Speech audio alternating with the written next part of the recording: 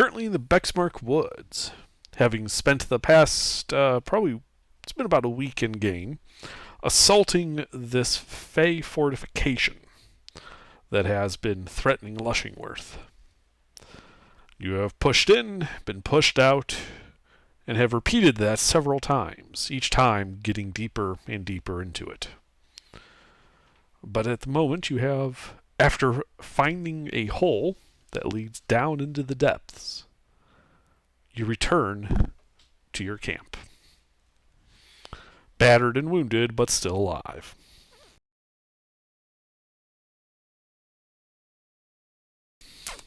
The lieutenant greets you, and they basically have not had any trouble whatsoever these past days.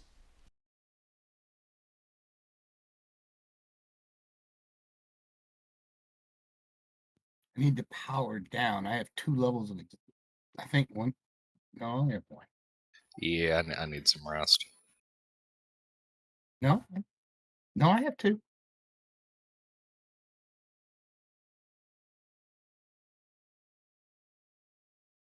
I think. Alright, so you guys are just going right into a long rest then? Yeah. Mm-hmm. Yeah, I have 1. I marked it. I have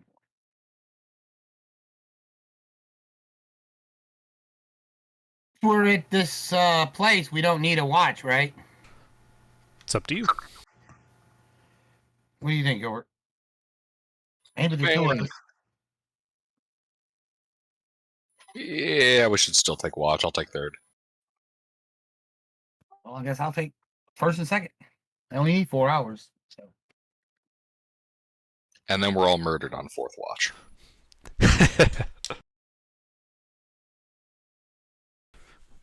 Alright, well. You guys, that's funny. Go down for your long rest. First 2 watches pass without incident.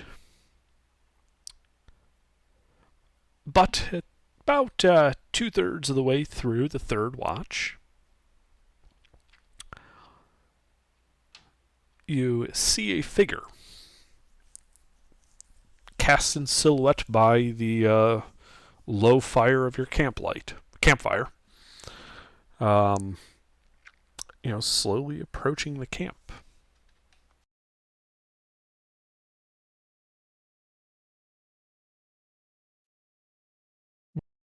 Lucina, that would be you. So, yeah. Somebody is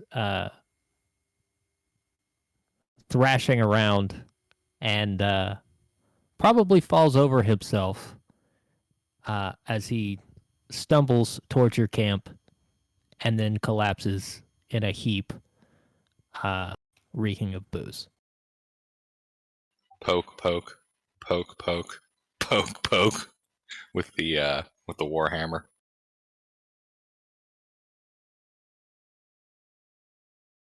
Is he thoroughly unconscious? I would presume so, yeah. Lucina drags his ass into the camp and tosses him in a tent. What does he look like? Well, he looks like it's probably upper middle class. He has a rapier, and his clothes would be nice if they weren't filthy and he did not soil them like a lot.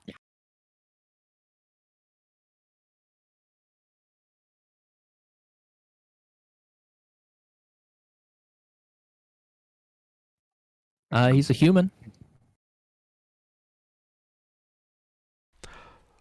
Alright. So yeah, you throw the unconscious drunk man into a tent to sleep off his booze. The rest of the night passes without incident. Morning comes, and HK and Lucina, you guys get a long rest. Yay! The drunk man probably awakes and wonders where the hell he is. Yes, that is accurate.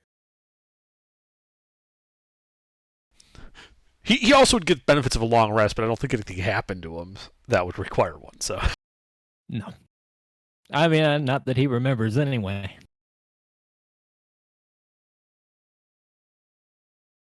Well, welcome to the camp. Please speak more quietly. Who are you? All of a sudden, some of the soldiers, when they hear that, start banging, putting out some dents on the plate armor that they wear. Love it. Dang it! Just doing some maintenance tasks.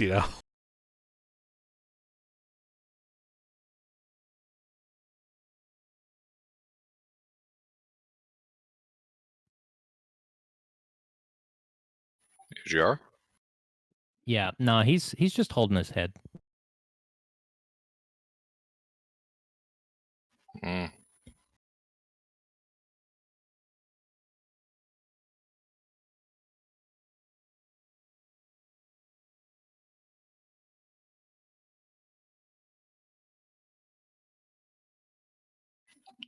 You know what?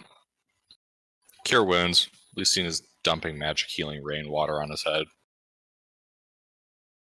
Yeesh. Oh, by the gods.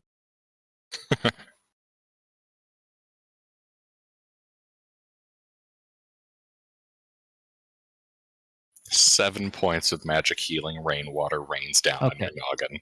He gives you his name. Unfortunately, this guy started as one of my backups, and I have not named him. Give him a minute. As Lucina prepares the next batch of rainwater.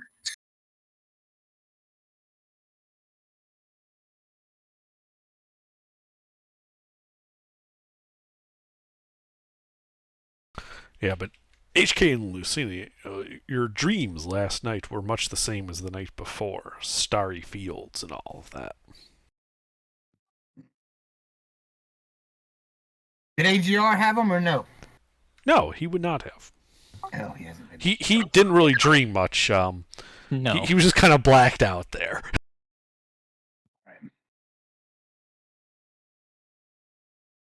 Well, I'm gonna put away my stuff and get ready to move out.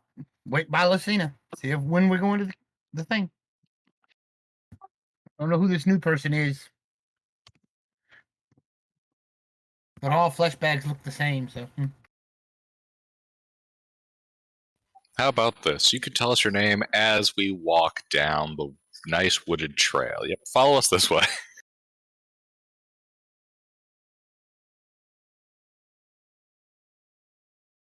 Yeah, he'll follow you. Alrighty, yep. We're going on a grand adventure, fighting Fae in an ancient fort. As the gentleman walks alongside you, he pulls off his boot and begins shaking rocks and other random things out of it.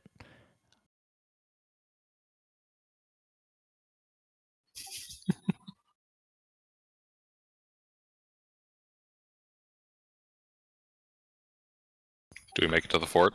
Yeah, it takes you guys about an hour for Lucina, HK, and the Thop to reach the fort. The door is as the way you left it, missing.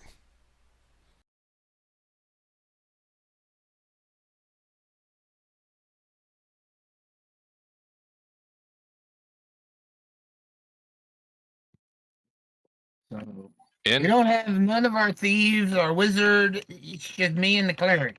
Great, we're gonna die. Yep, onward. Onward and downward. Okay, so yeah, as you approach the front door of the fort, to that round room that you know is there, as you walk into that round room, you notice several scorch marks and piles of ash that weren't there when you left, and a scent, almost like a tang on the back of your tongue, hanging in the air, that of like powdered bone and ash, and it triggers a memory, and you realize that you didn't really. And you get like a sense of deja vu. And it takes you a moment, but you would realize that you had last night, while you were dreaming of these starry fields, you also dreamt of the dungeon, of passing through it, and of enemies falling before you, being turned to ash.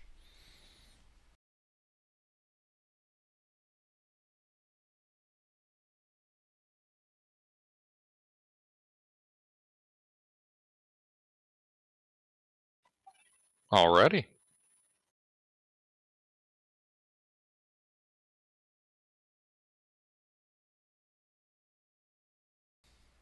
But the dungeon is much the same as you remember, the round room having a door to the northwest and to the southwest. Both of the door to the northwest no longer existing, just being a door frame.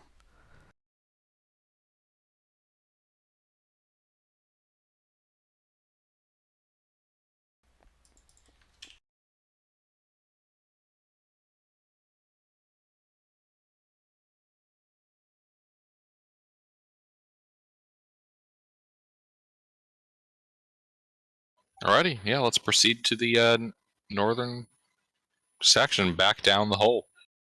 Going back to where the trees were. Okay, yeah, you can do that. It's simple enough. You walk down that 10-foot hall into that big room, up and down and around. Past the room with the fountain and the closed dragon door. Ignoring the poison fountain and going instead through the other set of doors. Past the room with the colonnades. Up and around to the round room with a big hole in the center of it, 15 feet in diameter. Thick gray vines having run up the walls, giving a readily climbable surface if you wish to go down. This entire time, you've heard not one sound besides your compatriots' footfalls and yourself, and that there's like the dungeon is covered in dust, and it all has that same tang to it of bone and ash. Like it's hanging in the air.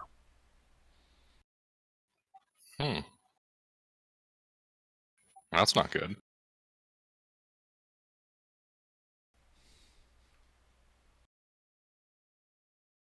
Are we able to climb down safely? Sure, you can climb down. Now, at the bottom of the shaft is like a 20-foot drop to the floor of the room below.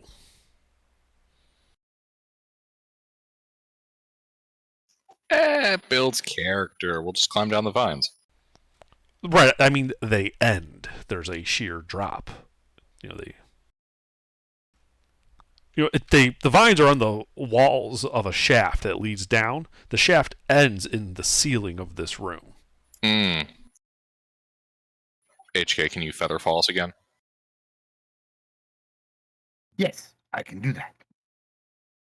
Actually, wait. Let's just use a rope. At about this point, the recently sober individual is gonna be like, "What are we doing?" An epic character building quest. Come on, keep moving. Do these guys look like they have any booze? Probably not. And I assume it doesn't look like there's any booze down there. Well, considering down there is a dark hole, do you have dark vision? No.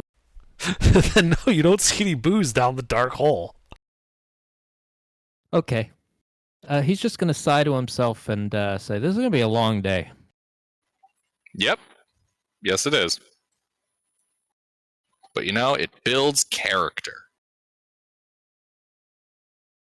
I have enough character, but let's go. Alrighty, onwards and downwards. This is Alright. going to tie some rope off to the end of the vines. Mm-hmm. Yeah, so the shaft is 60 feet down, and then it's a 20-foot tall ceiling here, so a total of 80 feet from the floor of the first level to the floor of the second level. But it is a trivial climb with your rope and the vines on the wall. And as you emerge down there, you find yourselves sitting in this square room, 60 by 60 feet across. Luminescent fungus shedding violet light clings to the walls and ceiling of this wide cavern. The air is damp, chilly, and redolent with the odors of loam and decay. A layer of earth, mixed with rotting vegetation and the remains of cave animals, covers the floor, and several varieties of mushrooms and fungi grow on the detritus, as well as a few saplings. The hulking remains of the 3 dead trees sit there on the ground. The mushroom, so it looks like some mushrooms might have like sprouted on the lower extremities, like closer to the ground. And you note as you're standing in this room that there you don't have that scent of ash and bone down here that you had upstairs. To the north, there is a break in the wall that looks to lead off to some rough cavern. There is a closed wooden door on the eastern wall, and an open wooden door on the southern wall.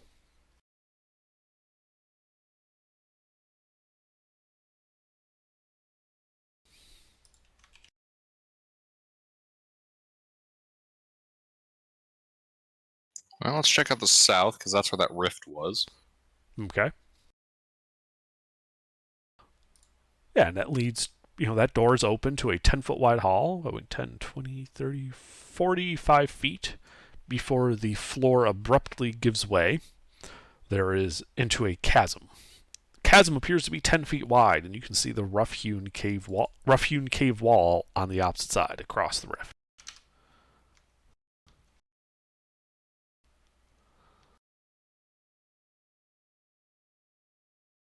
What's down the rift? You walk over to it. What do my half-elven eyes see?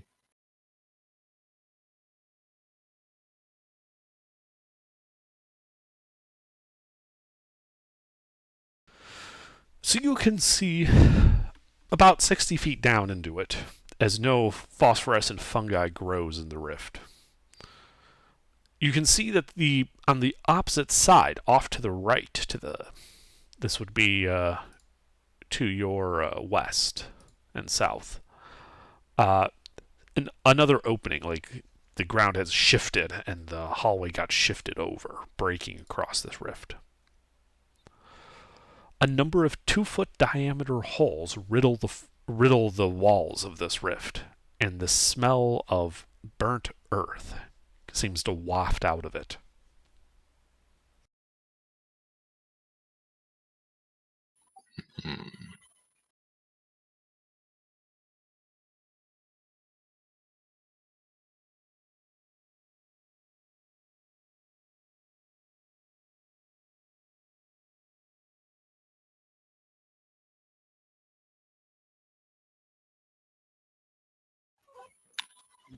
What can make that kind of burnt earth smell?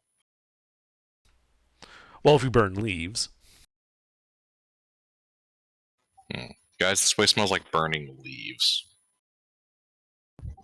As soon as we gotta head back up and check out that northern passage. Hold on, I'm updating the map. Takes longer when it's all at weird angles and such.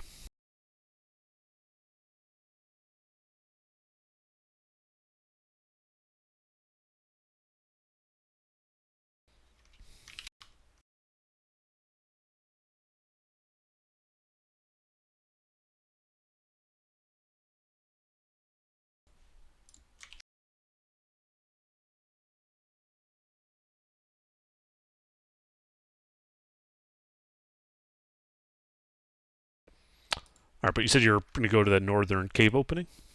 Correct. Alrighty. So as you start approaching it, you can see that the cave goes about 15 feet or so before it begins opening up and widening.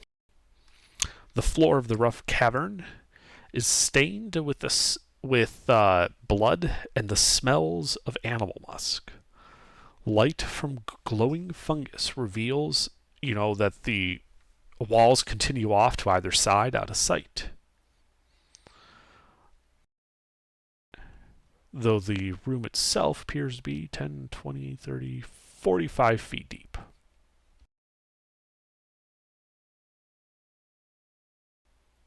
That's what you see just standing at the entrance there.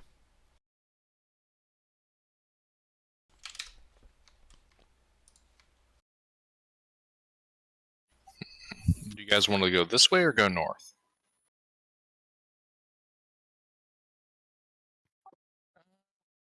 AGR? I have no idea. Let's go. Let's go north.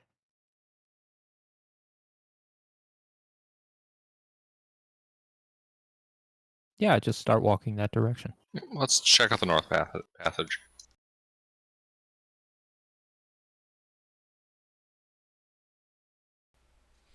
All right. Mark the wall that we've been here, though.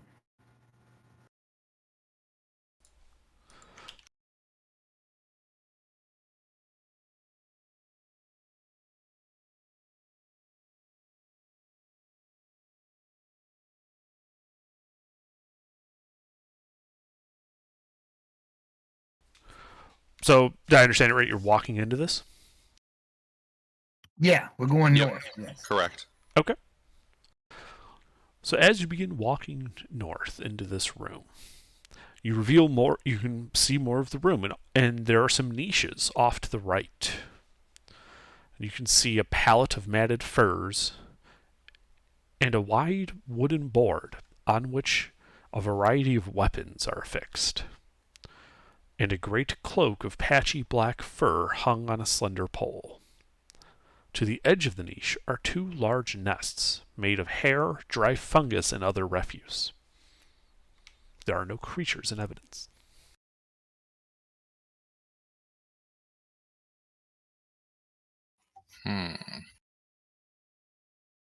Poke around the nests. Yeah, I'm going to toss it for booze. Okay. Go ahead and make some investigation checks then.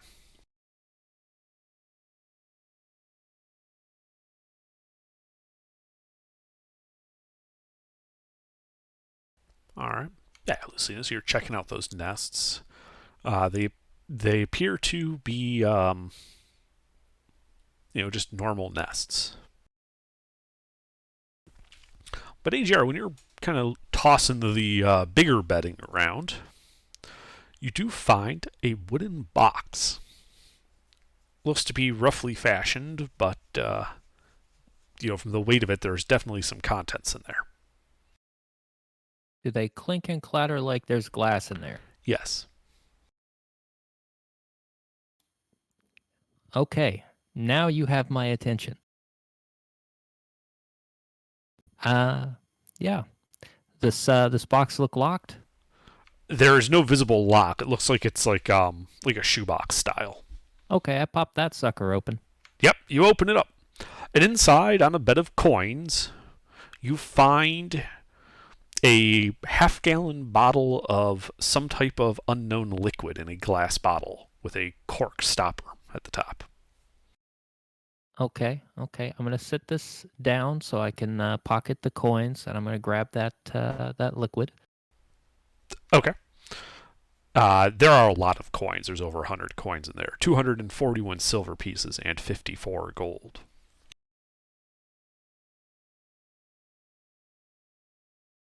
Okay.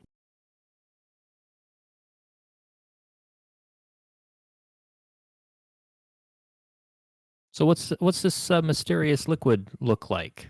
We got some light in here. 20 off? Yeah, there's some luminescent fungus on the walls.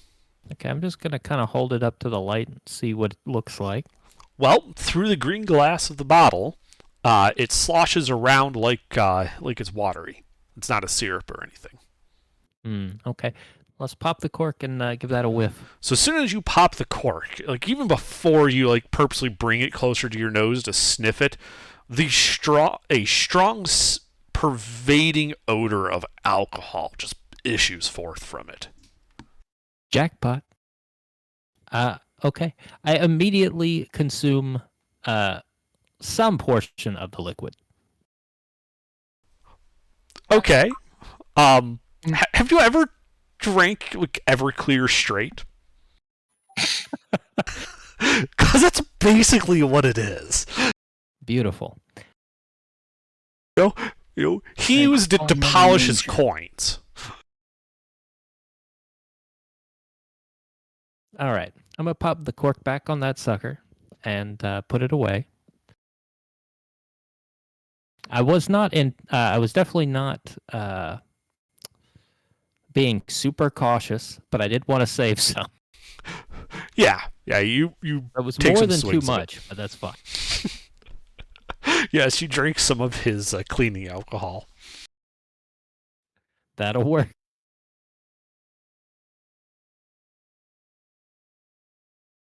Okay. I like this so far. I'm gonna stick with y'all. This is working for me. How much money did you find? I don't know. I didn't count it.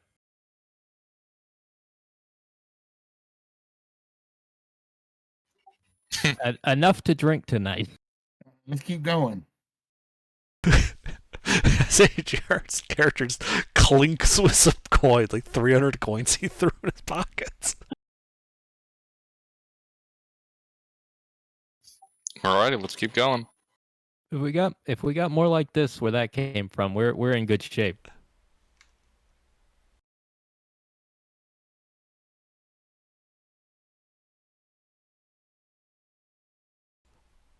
Okay, so where do you guys want to go? You don't see any other way out of here than the way you came in. Okay. I guess we're turning around unless Yeah, Yeah. that sounds like a plan. Let's turn around and go back the other way.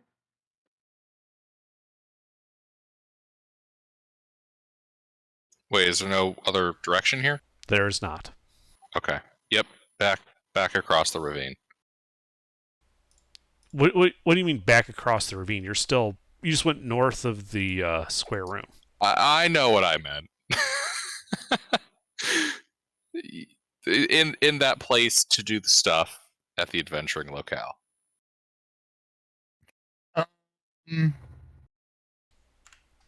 How poetic. I'm a cleric, not a bard.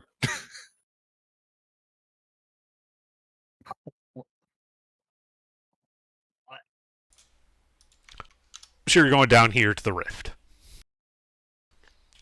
Do I understand that correct? Correct. Okay.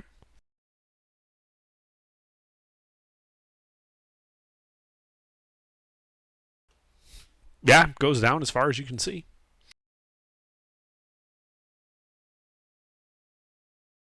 How far to that passage? At a diagonal, it would be at the closest 5, 10, 15, about 25 feet. 25 feet.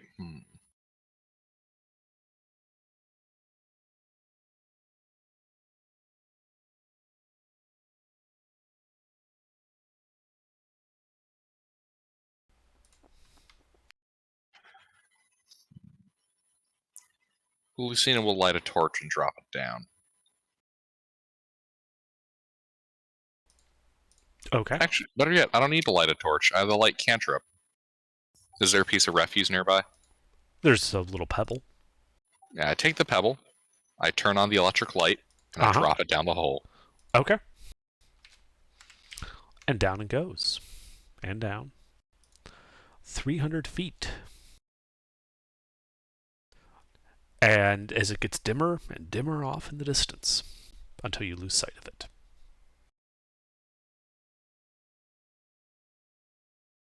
That's something. The entire way down, you notice these like 2-foot diameter divots, like golf ball divots, on the walls of the rift. Like as far down as you could see, it just kept having these chunks taken out of it. That's not ominous. Not at all. We're gonna climb down in the deep, dark hole all the way down to hell and fight whatever's down there. I mean, that's what it sounds like we're gonna have to do. I mean, at this point, I'm starting to. But I mean, I mean, I the know robot Featherfall. doesn't know what fear is, but he's starting to feel a little something. I mean, we came here to fix a Fey problem. We haven't found the source of it, and as far as I can see on the upper map, we've explored the entire area. Yeah. This is when the ominous music would be playing. So are we going into the hole, and how are we going to get in there? Well, that's just Like, it. We getting don't in know it there now. is a lot easier than getting out. Mm-hmm. What's everyone's passive perceptions? 12. 15. I'm sorry, 15. It's actually 15. Wait, the drunk guy is a passive of 15? 16. 13. Better than mine. Mine's at 15. 13. Yeah, so the drunkard would notice this first, followed quickly by Lucina, and then by HK. As you notice, in the rift continues up as well as down. And you notice a glimmer of light up top. I mean, it I looks, don't even say nothing. I just look up and wait till they catch my eyes. yeah, and then Lucina and HK would notice it, and it looks to be getting brighter and brighter. Is it the pebble? What? Oh. And It's a then the loop. pebble falls right down in front of you again, continuing down into the depths. Oh, God, it's an illusion. Oh, God. Oh, Lord. Hey, It's hey the- guys. I don't I- want to go in there. I just noticed something. There's a third path. Okay, let's do something else then. That sounds good. Yeah, let's. I mean, we could probably featherfall for this safely, but like, yeah, let's just go through that door on If the it's, wall if it's tree room. Seems like we could just fall back and forth forever. That'd be fine. All right, let's go. Let's mean, let's it's turn a- around and walk and- away from this obvious, terrible idea. I mean, okay, you know, now you're kind of selling me on doing it. I vote nay. Let's move on to something else. I think about it. All we have to do is use featherfall, jump down, and then we'll come passing by that cave opening. We can get closer each time until we get over.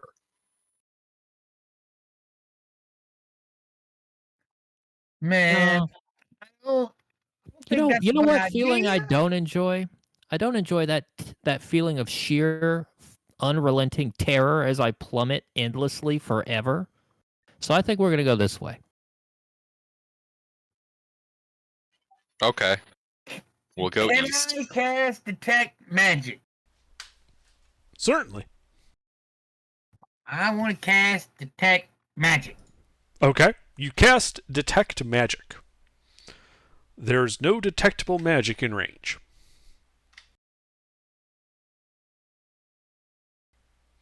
And then you see that little bit of evocation of the light cantrip come falling through your zone again.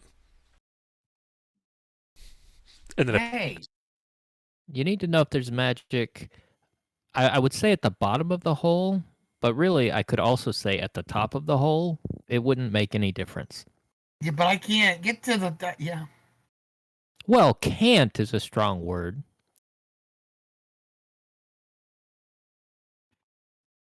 I don't believe we're going to feather fall. Let's go and check the other direction first. Great. As a last resort, we'll take your feather fall forever trick. That's Okay. not how Featherfall works at all. Feather fall only lasts for a minute. How many castings of it do you have? I mean, it's a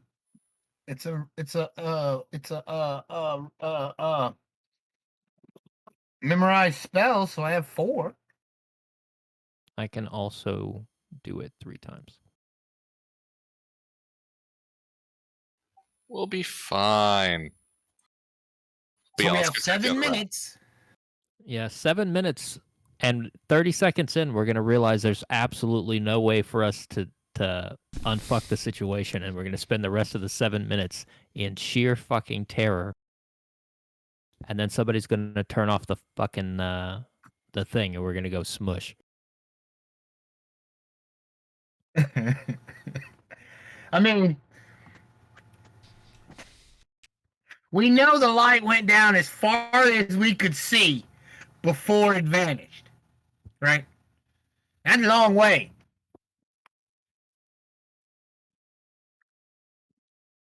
So, and then it came up the top.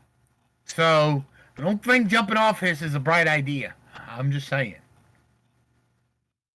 Just saying. Just saying. Right. So let's go through the eastbound door first. Yes, let's do that. Also, AJR, what's your character's name? You can call him Barrett. That's his last name, but you can call him that. Update your name. His first name Wade. No.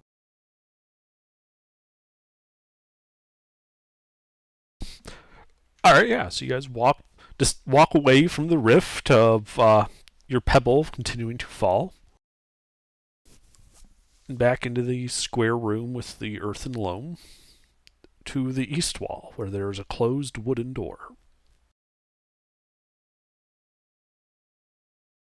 I was changing it. Somebody else changed it and spelled it wrong, but that's fine.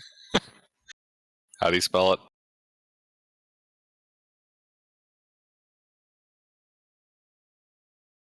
How do you spell it? Ah, there we go. Okay. Anyway, Oscar Bennett.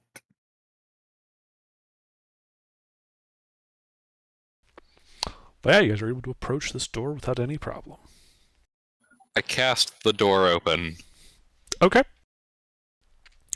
You open the door Boom.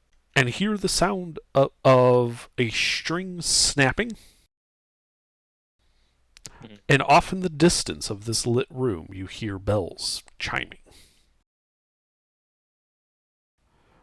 But this room, you can see 2 rows of dragon-carved marble columns marching the length of the hall, most covered completely in luminescent fungus. The cobbled floor is cracked and stained, and on it sits many small wooden tables. The contents on the tables include mortars and pestles, small tools, bowls filled with crushed leaves, chopped fungus stalks, and other plant specimens. The many doors leading out of this hall are all partially open.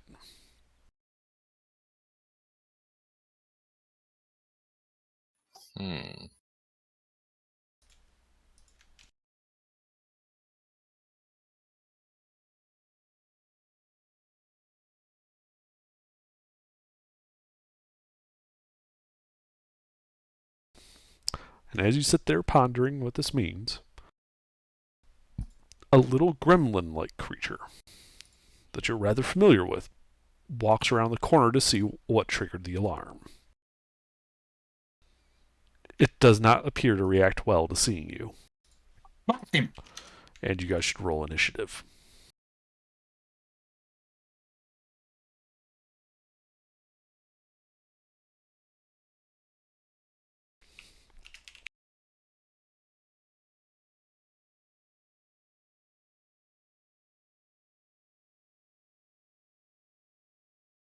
The dice hate me tonight.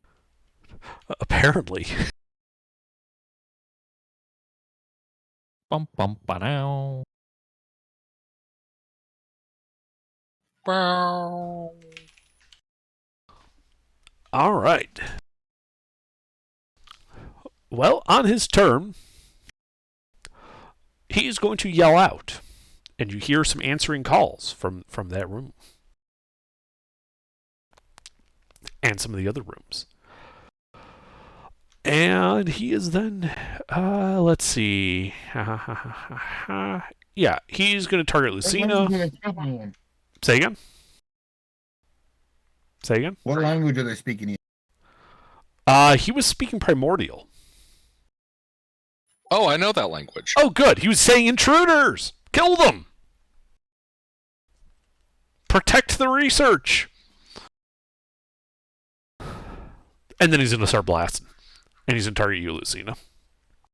This was a lab. Ooh. Does a 17 hit you? As he fires a lightning jolt at you. No, that does not hit. Okay. He is then going to duck behind one of the pillars. As 7 more of these guys emerge from various doors. There are 8 of them total in this room. Okay, this is terrible timing on my part. I need to step away for a second. There's some kind of smell drifting around here. One second.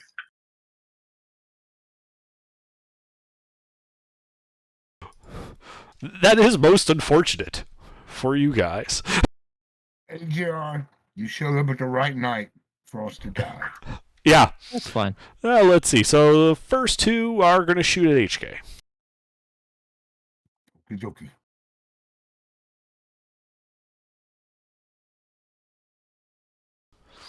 Fucking hell. Does a 13 hit you? No, 13 won't hit. You rolled a nat 20. Jesus. Yeah. So that hits you for 10 lightning damage.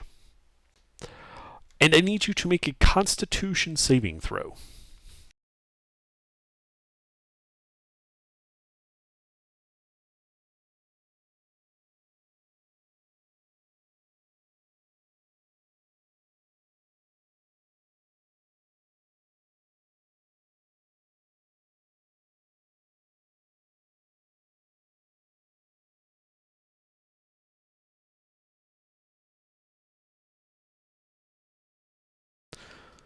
Okay.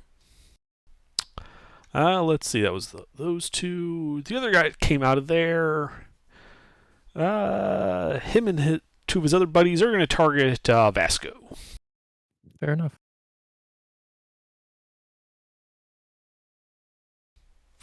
What's his AC? Let's see. His AC is 16. So all 3 hit.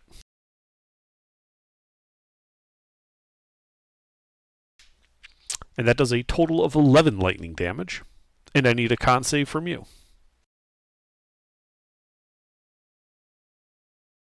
Okay, I'm back. Sorry about that. Bagel lit on fire.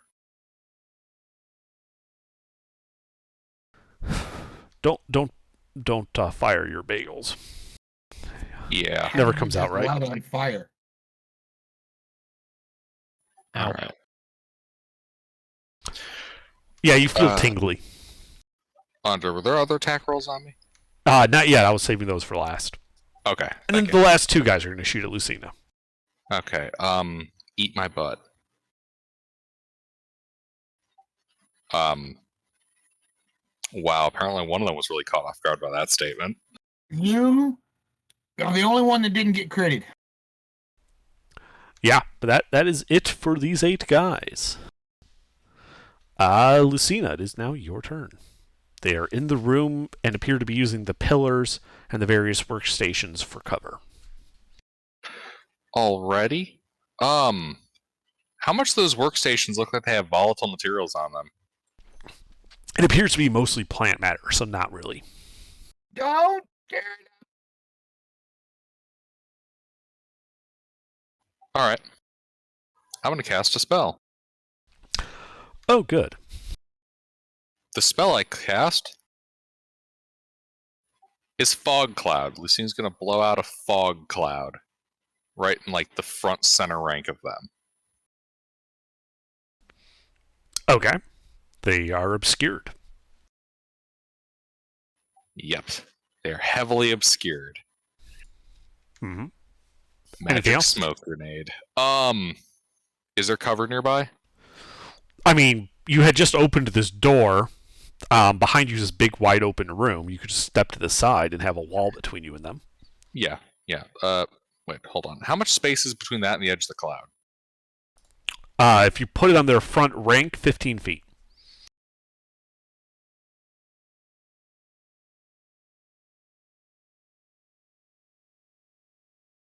Yep. Lucina will flank the door on the Okay. other side as cover. Okie dokie. Anything else? Let's see. That's an action. Yeah, no, that's it. All right, Barrett.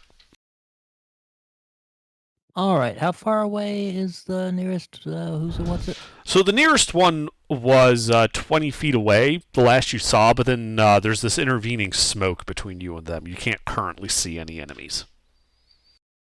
Yeah, that doesn't seem like the kind of thing that would phase Barrett. He's gonna give 0 fucks and run in there. Yep. Okay.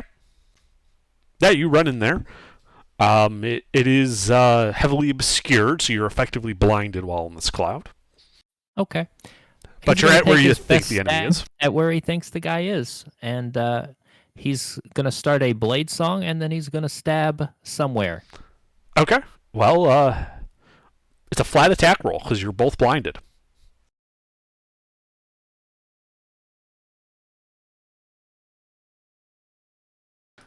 You have both advantage and disadvantage, so that will hit him.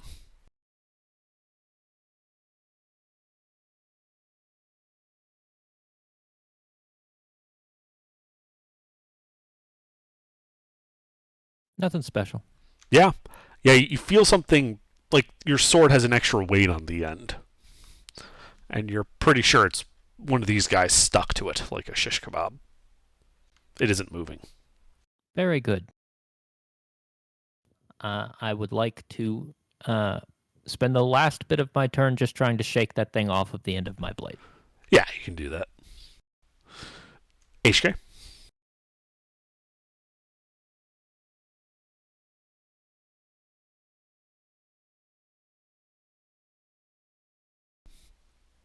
HK. Mister, Oh, here. I'm sorry, the wrong button. I want to shoot the one that shot at me. Can I do Okay. that? Well, you can't currently see them because there's this big fog cloud in the way. You know where they were, but then Vasco ran in there. Don't let So- you I'm going blind and shoot. It's basic. I mean, You flat can, roll, right? Yeah, it's a flat roll. You can attack. You can just, don't roll a 1 type deal.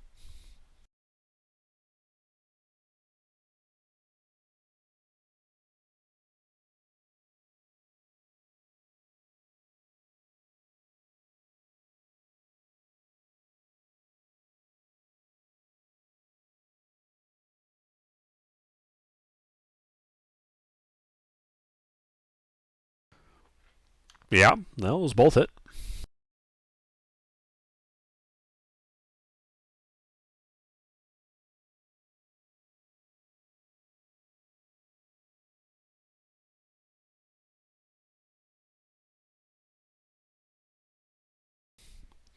Roll that damage.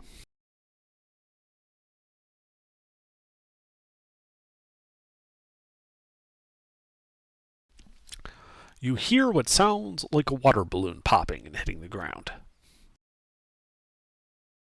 One down. Anything else?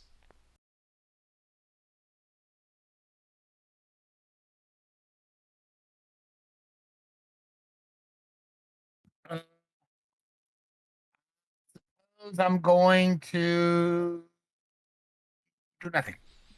Okay. Their turn. Let's see. So, fog cloud appeared. People ran in there. There were explosions from inside the cloud. They're just going to light that cloud the fuck up.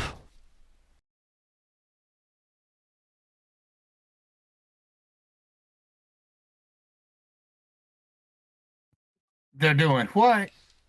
They're shooting blindly into the fog cloud. Only 4 of them are actually on target, though, and may hit Vasco. So 4 attack. The other 2 just go wide and don't hit anything. I mean, I want you to look at those rolls.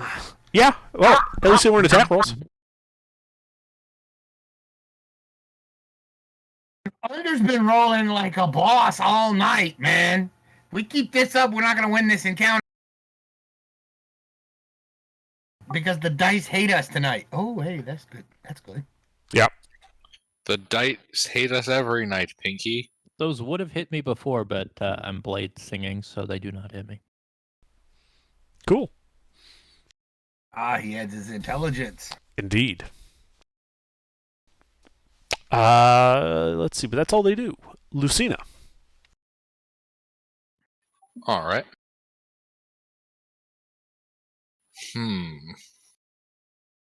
Do I have an idea where one of them was when they lit that area up? Dissipate the cloud. Why would I dissipate it? It's working. No, you don't currently know the location of the other 6 creatures. You know where the 2 that were in the cloud were, but it looks like your allies took care of them from the way they were acting. Fair enough. In that case, Lucina will hold concentration and ready a sling attack for I don't know. The next time one of them tries to fire off a bolt of lightning, Lucina will try to shoot at where the lightning originated from. Okay, you can't tell that from a fog cloud. When light goes into a smoke cloud like that, the whole thing just flashes. You can't really. It's not like you see the beam. Fair enough. Yeah, I'll just hold the concentration. Okay.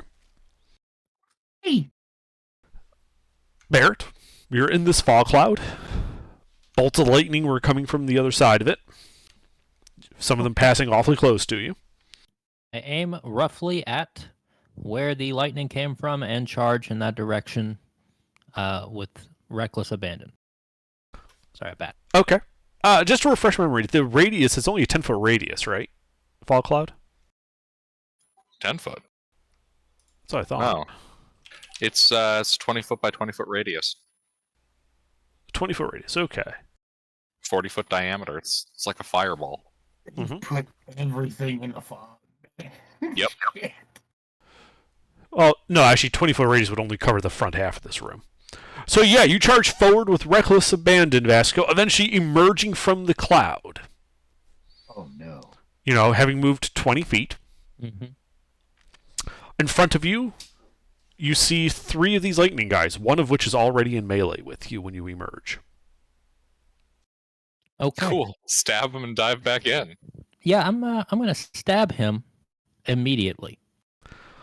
Roll to hit.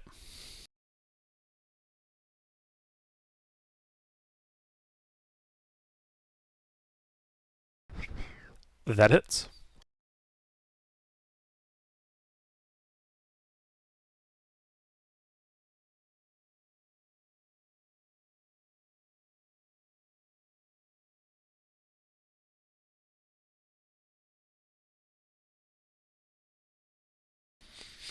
He dies. Okay. Having done that, without breaking eye contact with the rest of them, I am going to just, you know how Homer Simpson backs up into the bushes in that meme? I know exactly what you mean. That's what I'm going to do. You just slowly shuffle backwards into this fog as it obscures your vision.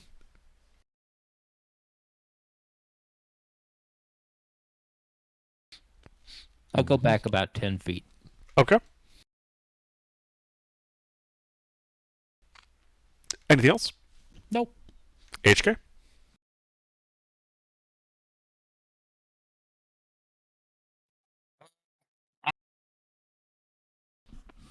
HK? I am going to okay, there's not much I can do. There's the fighting is the things have stopped shooting at us, so I guess I'm just gonna wait. Take cover behind one of the pillars. Well, you mean to the other side of the door, right? 'Cause you guys have, the two of you, you and Lucina, have not entered the room. No, I'm going into the room. Okay, but the pillar, like the first pillar, is the one that's the center of this fog cloud. Oh. So we've been shooting from the doorway. Okay. Yes.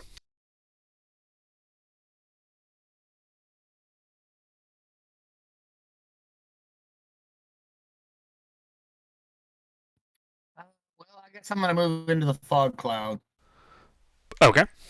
Start heading into the room. From much- what I remember, the layout of the room. Yeah, you know it's a long rectangular room. Yeah. In your own 30 feet? Mm, Yeah. Okay. You are still in the fog cloud. Like you walk forward, enter it, and then keep going. Okay. 20-foot radius, so, from your position, it's 5 feet to the front of it, and then 20 feet to the center, then 20 feet to get out. Yeah, and I only have 35 feet of movement. All right. That's it for HK. So HK and Vasco, since you're both in this room, you would hear the pitter patter of small feet on stone. Do either of you understand Primordial? I do not. They're speaking in a low tone of voice, so it wouldn't carry all the way to Lucina. I do not.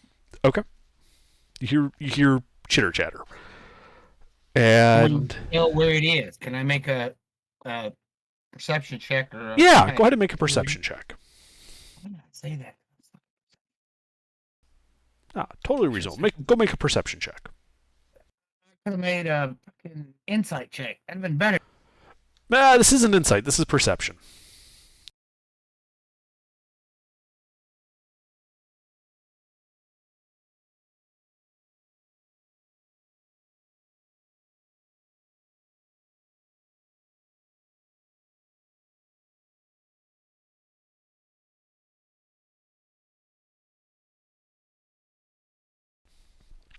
It seems to be they're going deeper into the room, probably to get out of the cloud.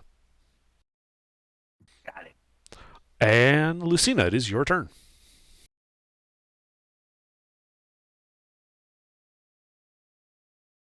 All right.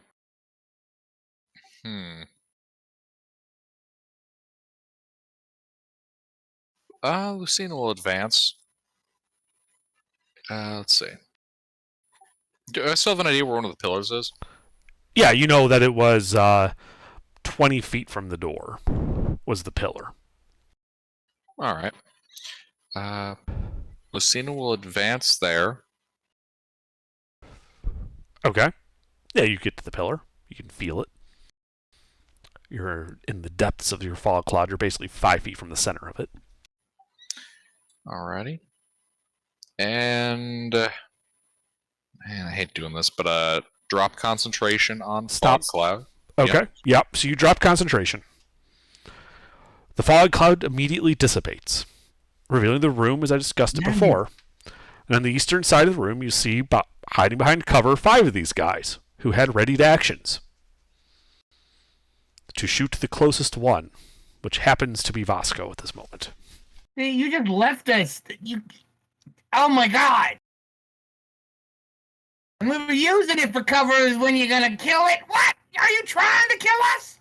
No, I've just been distracted by shit going on my side of the. You should have kept it up. We needed it now. We know where they are. Yeah. No, look, I've been half paying attention because I have shit going on my side, like around me currently. On fire. No, not stuff's on fire, but I'm sure he'll be fine. They all had ready lightning bolts. They did, yes. yeah, no. Somehow in the no. process, I was just like, oh yeah, no. I guess they'd be somehow he's advancing. not fine. He's blown apart. That's okay. Let's see how it goes. So, Maybe they roll low. what's your AC with your blade song up? It's 18. Okay, so they all hit. Yes. No crits this time, though. You know shield? Nope. Okay, so it's 21 lightning damage. Okay. Are you still up? Yes. Good.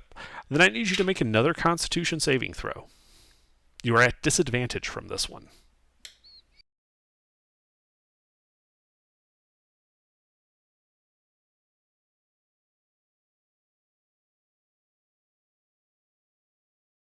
Let me make sure that's right.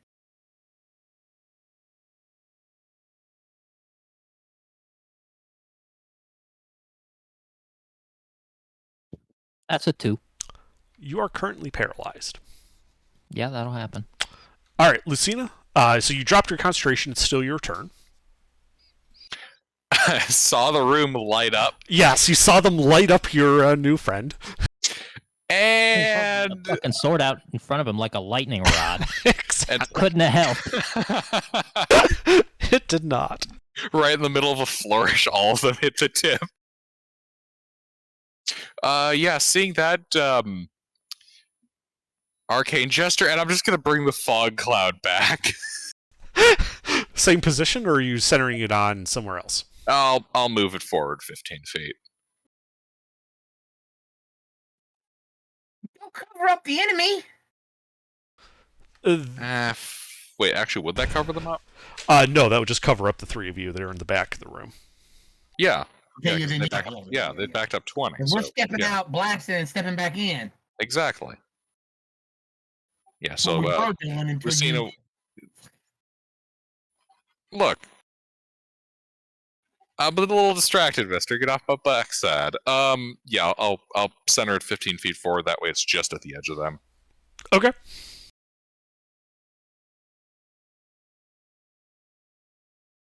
That's what I'll do. All right, Barrett, you are paralyzed. At the end of your turn, you can make another Constitution saving throw at disadvantage to try and break this.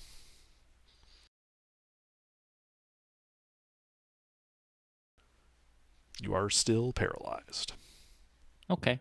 I mean, you can't see it with the fog cloud, but there's probably like smoke rising from me.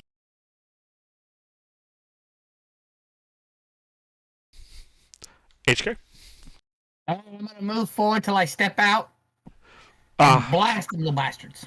okay, yeah, you step out into their midst. There are 5 of them. 2 of them are in melee with you when you step out of the cloud.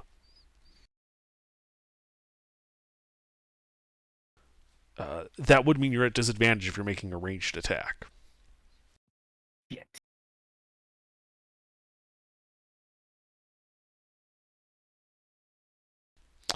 And I assume you're targeting the closest one to you? Yeah. Okay, if I step into melee with them and see where they are, can I step back into the fog and blast? Yeah, you could. Won't you just be at disadvantage either way? Well, no, he'd be flat roll because they'd be. It'd be a flat roll if I step back in because they'll be at Okay. disadvantage. as well. They can't see him, he can't see them. Yeah. Right. So yeah, you could step out, note a couple of their locations, step back in. It's too bad they've already spent their reaction on the saved attack. All according to plan? That hits him. Roll damage.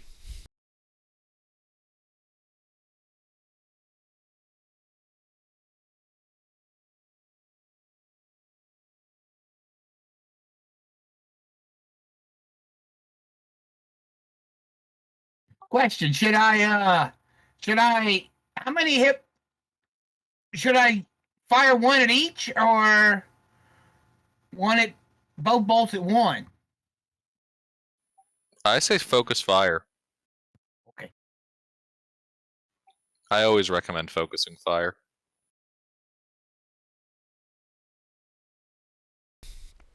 One goes splat. For that precise reason. Anything else? No, I am done. Okay. Their turn. You guys hear the pitter-patter of their feet rushing through the cloud among you and out towards the west. You hear their giggling voices, Lucina, as they say in Primordial, "Hee hee, let's cut off their escape route."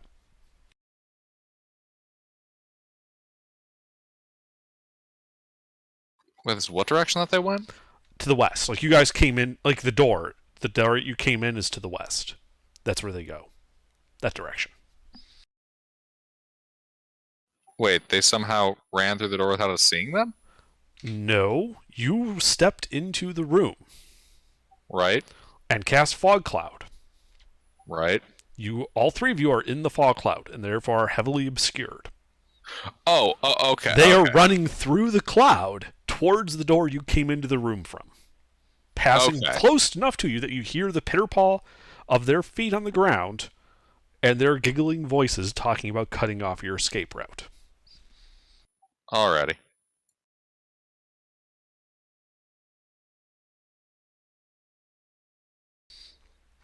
And with that, it is Lucina's turn.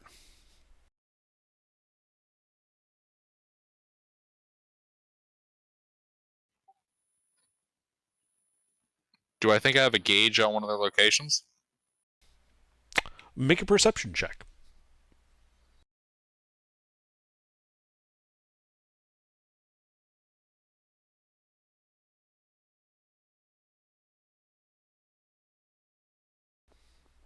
Yes, you do. Chromatic orb. I fire a big old ball of acidic rainwater. Okay. A roll to hit. This should be a flat roll.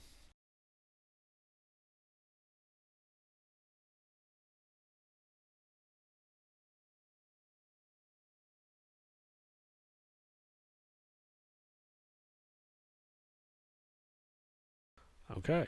You 13. fire off your bolt, but you don't hear the screams of agony that you were expecting. You don't think you hit anything. Unfortunate. Anything else? Nay. All right. Barrett. Concentration. They've had their turn. Drop concentration.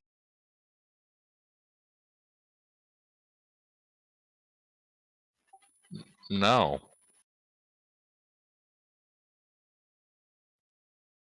Okay. All right. Because then they'll ready action shoot your ass, and then they'll be like, "Ah, why'd you drop concentration?" Oh, Well, are you now they're serious? trying to. All right. Now if there were two moving towards you, I killed one, so there's only like 3 on the side or 2 on the side that me and AGR are on. Zap. All right. So, Vasco, at the end of your turn, you are able to shake off the taser-like effects, and you are no longer paralyzed. Yay! HK.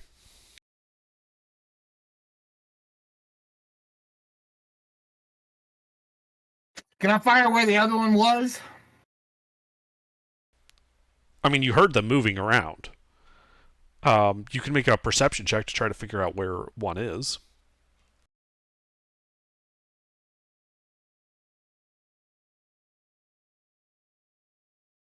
Yeah, I have no idea. Yeah, you have no idea where the enemy is currently. Now, you can always step out of the fog. Now, I'm gonna blast blindly. Okay. Roll to hit.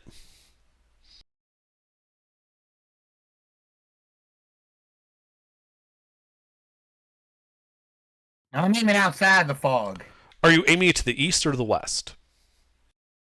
towards where that last one I just shot was. Okay. That's the east. Yeah. Sure. Go ahead and roll to hit.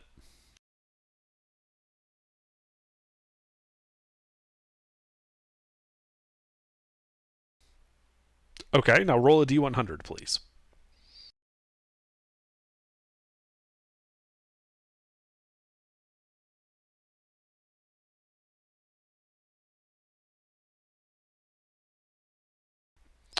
So you fire blindly in the cloud, and in the distance you hear what sounds like wood cracking and ceramic falling to the ground and shattering.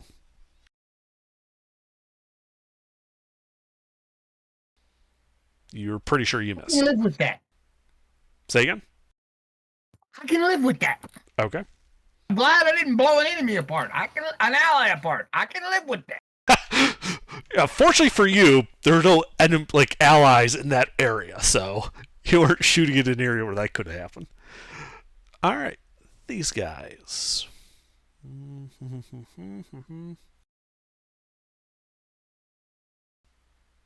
hear the sound of a door slam shut. Lucina, it is your turn.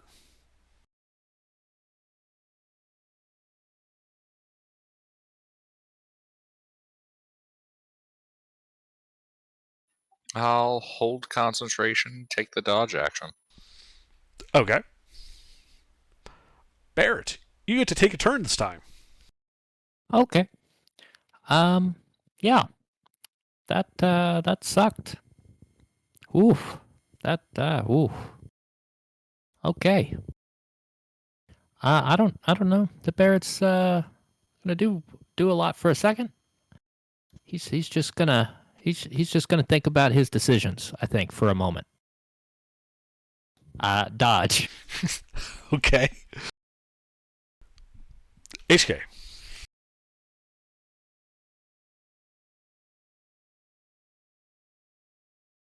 Somebody's got to bite the bullet.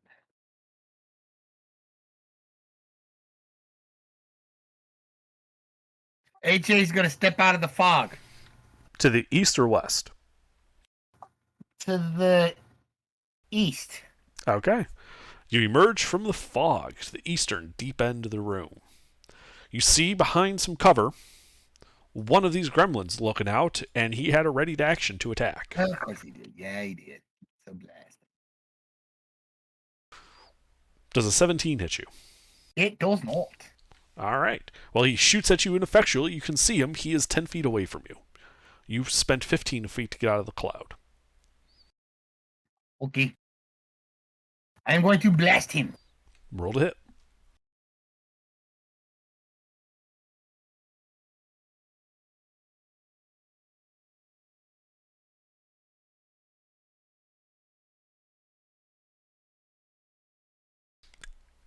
You miss.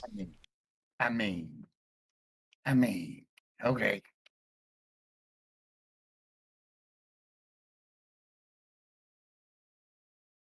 Can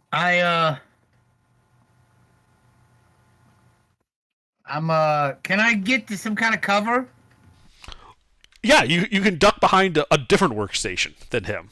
So you guys Yeah, are okay. both hiding behind workstations. You know. Shooting at each other, missing. Yes. Yeah. Yeah.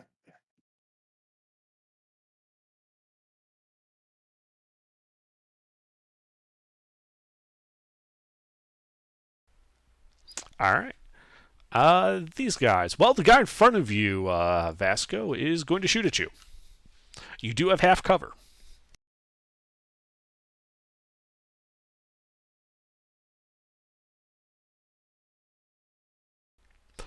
Does a 25 hit you behind half cover?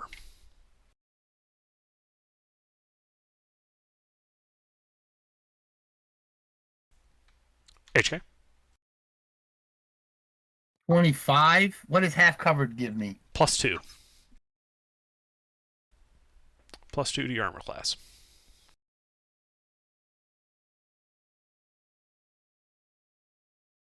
Yeah, it would still hit me even if I shielded, yeah. Alrighty. So it jolts you for 5 lightning damage, and I need a con save.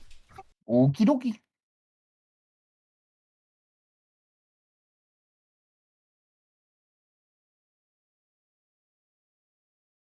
I mean, damn.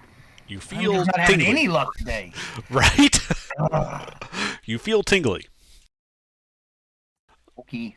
On the other side of the fog cloud, however, you guys hear the sound of a door open.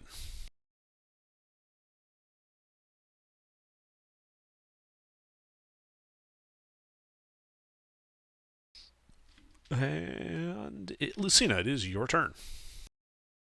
All right.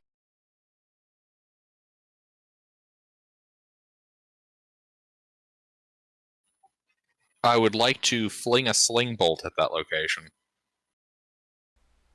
At the door? Yee. Okay. Roll to hit.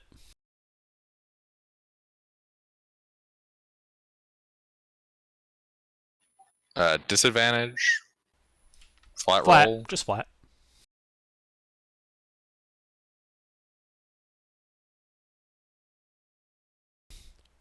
You hear the crack of your bolt hitting wood.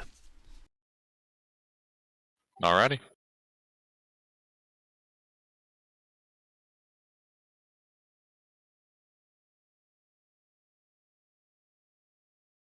That's all. All right. Barrett. Okay. Did he end concentration on his? He did, right? Nope, your fog cloud is still up. Neat. Okay.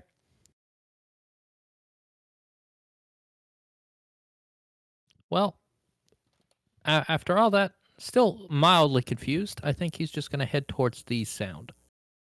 So I imagine there was some amount of noise made by that wood breaking. So I'll walk in that general direction. All right, you head back out west, emerging from the cloud. And you see 3 of these gremlin guys, 2 of them behind cover. The other looks like it's only 5 feet away from that door that just got shot. There's a dent in it. The guy close to the door looks to be holding a large, do you know what a beer growler is? No. Think of a glass jug that's about 3 to 5 gallons. He's holding one of those, and it appears to have a grayish, opaque-looking liquid in it. The other 2 had, however, were waiting for someone to come after them, and they're going to shoot at you. That's reasonable.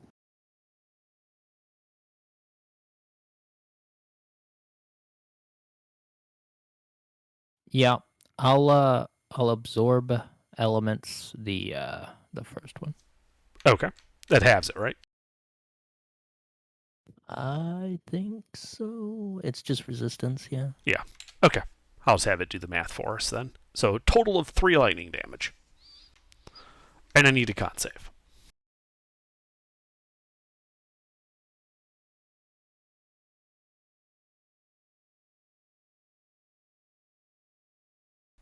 Yay. You don't get tingly.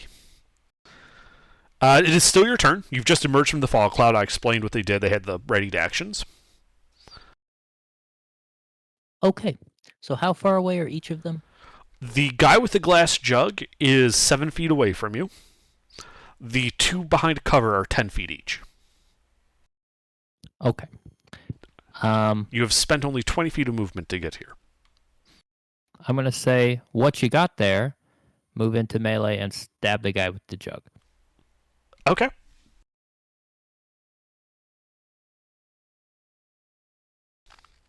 That hits.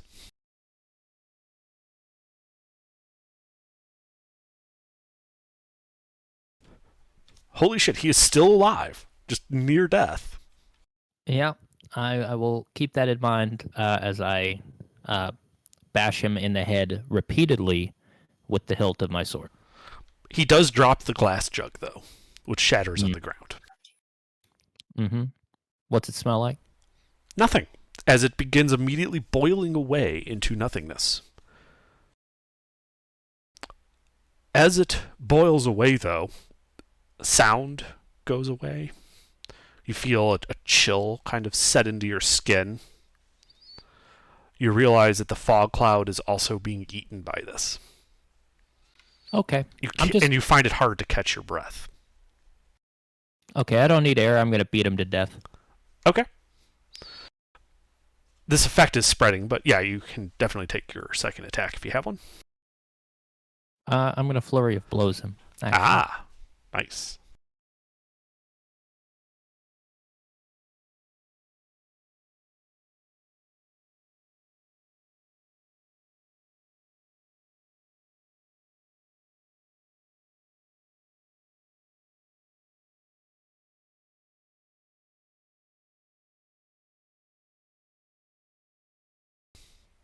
That'll hit.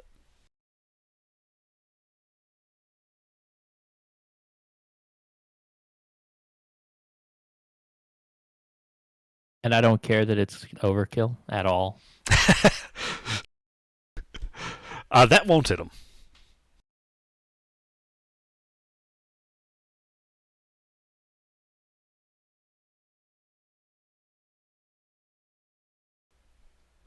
All right, yeah.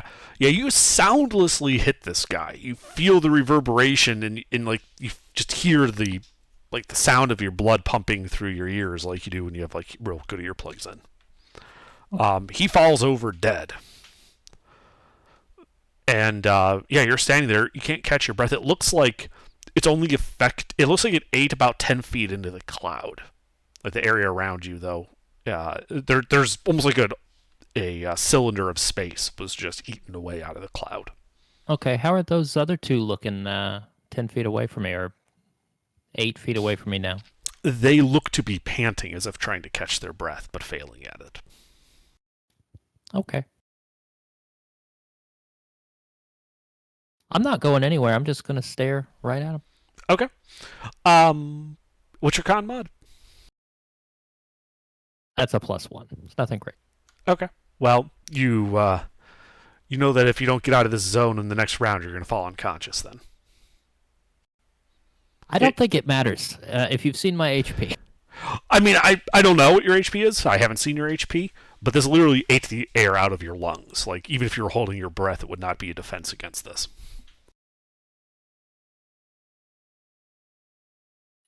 Ah, it's the mythical cloud of get fucked.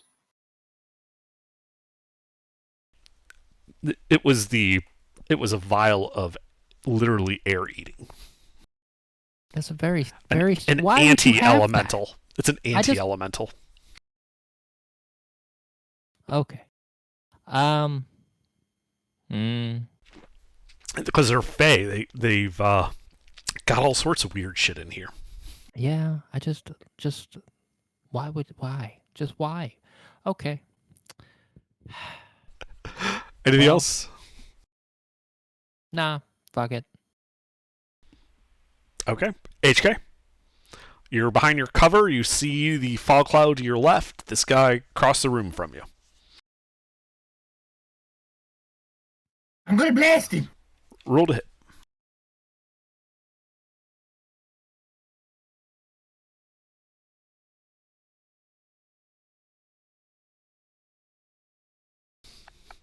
You continue to miss.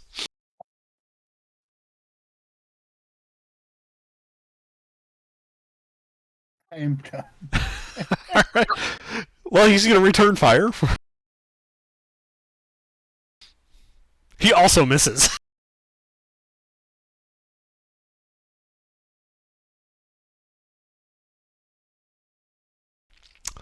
Let's see. The other two are that Vasco can see are going to shoot their lightning bolts at him.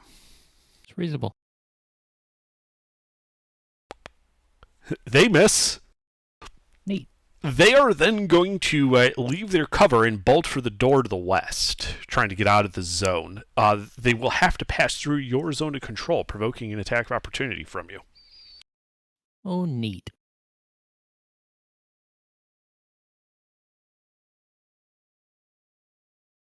Bum, bum, ba-dow. Yeah, they do like that whole knee slide thing, and your sword just goes right over them. Yeah, well, it would help if I could breathe. It might, yes. They look to be setting up to the left and right of that door that leads into that square room. To the west. Lucina, you are in the fog cloud.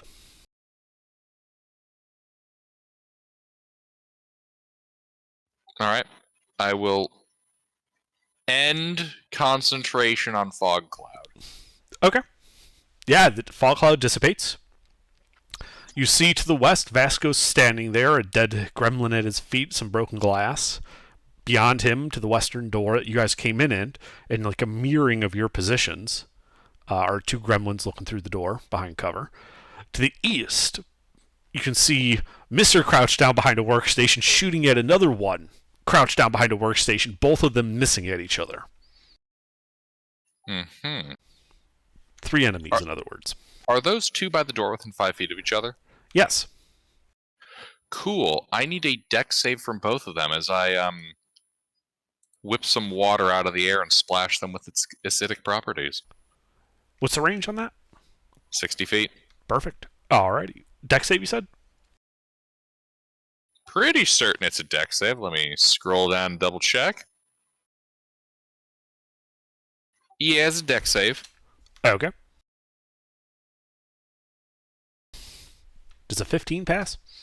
Yeah, that jackass passes. The other guy gets hit.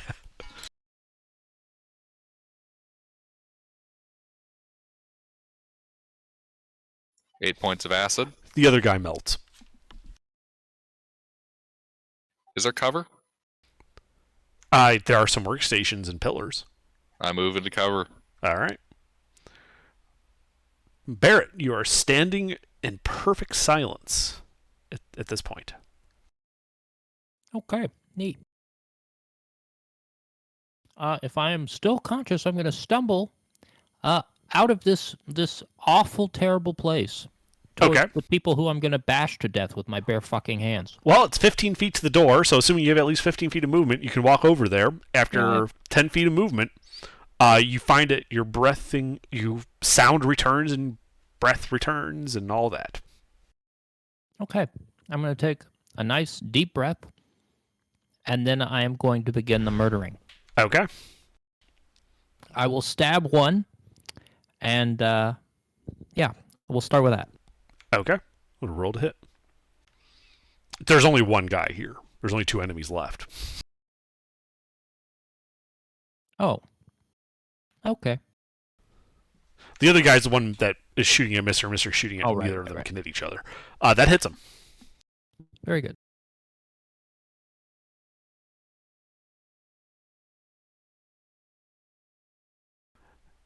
He ceases to be among the living. Okay. I'm going to leave my sword right there, and I'm going to go over here to this other one if he's within... How much movement did I use? 15? Yeah. I have 50 total. Okay. Hold on. Let me double check. So you're there, it'd be 15, 20, 25, 35, 45, 55. It would be 65 feet to get to the other guy fighting Mister. He's in the other end of this long room.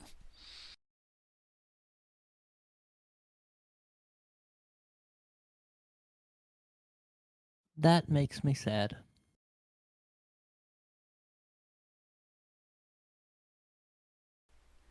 Do you do anything else?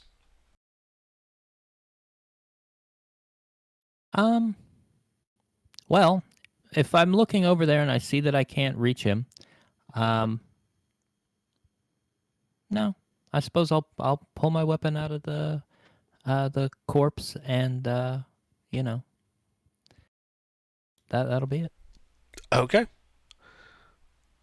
HK. I know everybody's watching, so I'm trying to shoot this guy again. All right, roll the hit.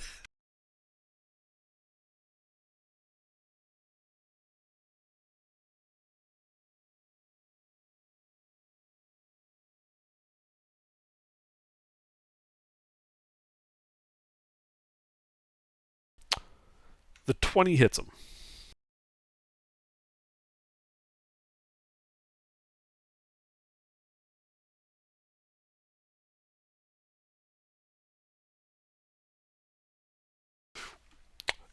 You manage to catch like his elbow a little bit out of position, and you mildly wound him.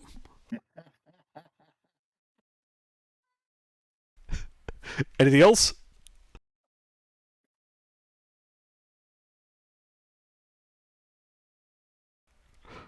Well, then he is going to return fire.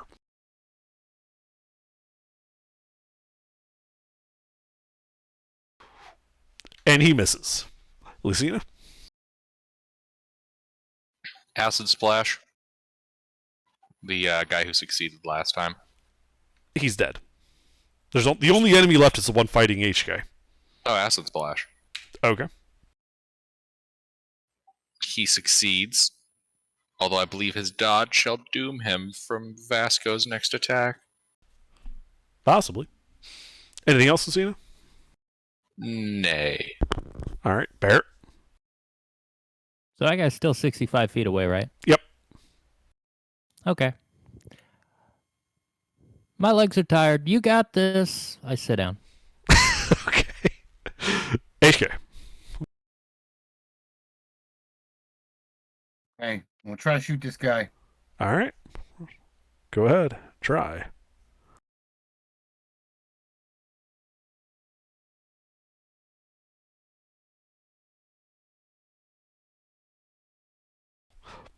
The 18 hits.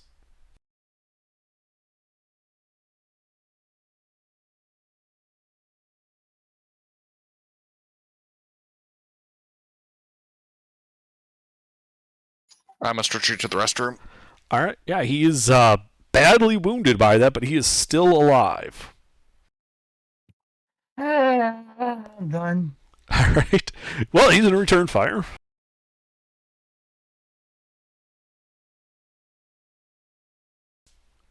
He misses. Yeah, he's got it the broadside of a barn. That would bring it to Lucina. Takes When the I- dodge action. Gilbert's not here. Yeah, I think you just stepped away. Barrett, are you still just resting on the ground?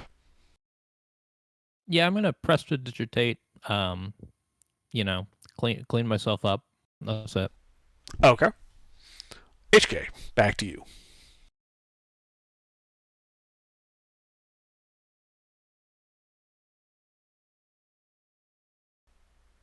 HK. Let me try to shoot him again. Mm-hmm.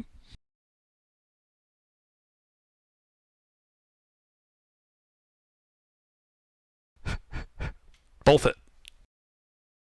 How unfortunate.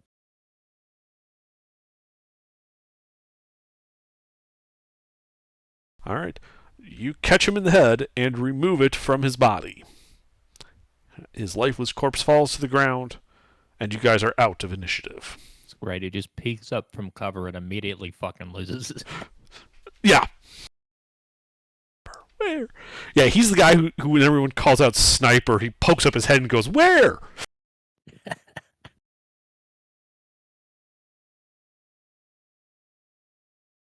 I want to start investigating this laboratory. Okay, are you going into the rooms to the north and south that are mostly ajar?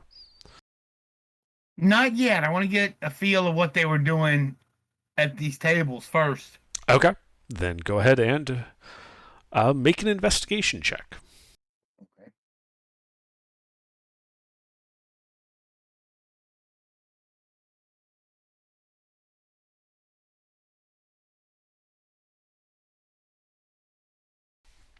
So you're looking through these tables, and they appear to hold mashed leaves, fungus, bark, powdered roots. While they are of like normal and mundane varieties, they all appear to have a pronounced pallor, as if they're sun-starved. It looks like they were making poultices or maybe potion bases in here. Okay. Well, then I'm going to start in one of the rooms. You said there's 4 of them. There are 6 of them. 3 to the north and 3 to the south. Let's start on the south side Okay. and start with that one. Which one? The east, the center, or the west? Let's go east first. And then All right. Yes. To the east, you go down. And this room appears to be empty, save for a caved-in back wall, which looks to open up to that same type of wall you saw in the rift with the 2-foot diameter divots in it, the floor ending in a precipice at that point. Okay, this is more of that wall thing. That hole. Okay. Let's go to the next room. Okay. Center room. The center room. I have not gotten up, by the way. Okay. Yeah, in there, you see a wooden bench in the center of the room. The corpse of a giant rat strapped spread eagle on it. The rat appears to have been suffering from horrible tumors, which seem to be filled with like this yellowish liquid, like through these blisters that have come out its side. It looks like it's been vivisected and is very obviously dead. Okay, I wanna get a sample of that that viscous liquid that's in the thing. Okay. Yeah. Get a vial of that. yeah, you're able to like take like a little scalpel and like slit open one of these pustules and fill a vial with it. What should I call it? Yellow goo? What is it? Label it. Let's see. I'll put it in chat. That would be the designation for that vial.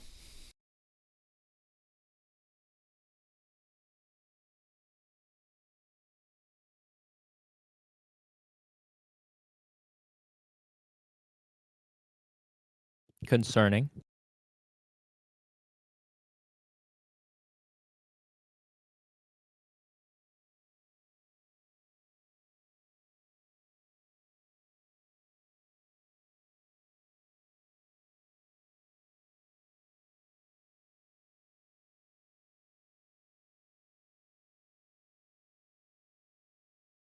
All right. Is there any notes about it in anywhere? You do not see any notes, like you don't see any parchments or anything like that. As you're looking around, though, like a little bit of the pustule drips onto the floor, where it begins eating through the stone, like very strong acid, like it's just going straight down. Okay. That's interesting. That's very interesting. It did not do anything, though, to the blade of your scalpel or the vial that you have it in. But he's through stone, but not glass. That's interesting. I think my vials are glass. I believe they would be. Probably, unless you got something weird. Yeah, it's glass vials. So if that's all that's in this room, I'm gonna move on to the next one. All right. I went in the east, the center, now the west. Mm-hmm. So in the west, you see a large, crude, open-topped vat. Looks to be able to hold dozens of gallons. In it, you can see what looks to be a slurry of mashed up roots and fungi. There is a slight alcohol tang to the air in this room. Okay, no, I don't see any kind of reference notes or anything around the cauldron or any of that. Correct. Damn. Yeah, I'm you gonna haven't take found a- any writing so far. I'm gonna take a vial of whatever's in that cauldron. Okay. That would be TSC 47 SW.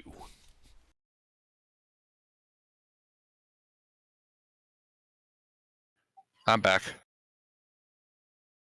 What's up? Mister went off on his own while I was sitting here doing nothing. What? Yeah, exactly. But I don't know what he's doing, so I don't care. He has explored the 3 southern rooms.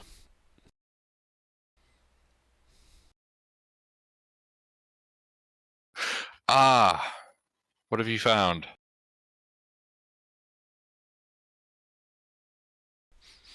Vials and chemicals and all kinds of goodies. Can I smell the booze on him? Well, I mean, not really. It's a very faint. It's only in close proximity to it you would smell it, and you're not Okay, anywhere well, close to it. My breath already probably reeks of booze. Don't Your you have breath that is bottle? stronger. Your breath smells stronger than what's coming out of there. Right. Don't So, you yeah. have that bottle? Just drink your bottle and leave us alone. No, it's not gonna last that long. Oh no, Okay. Gilbert. The first room, the one that looks like it's broken in the picture there, that one goes into the pit room. You know where the big hole is. Interesting. That's what, because the wall is caved in there, and you can see the hole behind it. Out of curiosity, is the wall falling in perpetuity? I don't know what that means. Is it like endlessly falling? Like do we see the wall falling through the hole and appearing on top? No, I don't think so. No. It's further back. That just than that thing. Just go look for yourself. Have Under tell you what it is again. I can't remember. Yeah, I'll go take a look. Yeah, I'll get up and go. Okay, so yeah, you look and you see the walls with those 2-foot diameter divots carved into them, going up and down. Out of it looks like this room was almost like constructed as if interposing into the rift. Like if you were to go through the floor, you'd be falling infinitely, or things could fall onto the ceiling of this room, at least partially. The floor just ends suddenly in a precipice hanging over this rift, which you can see the walls of it just extending to the southwest of you.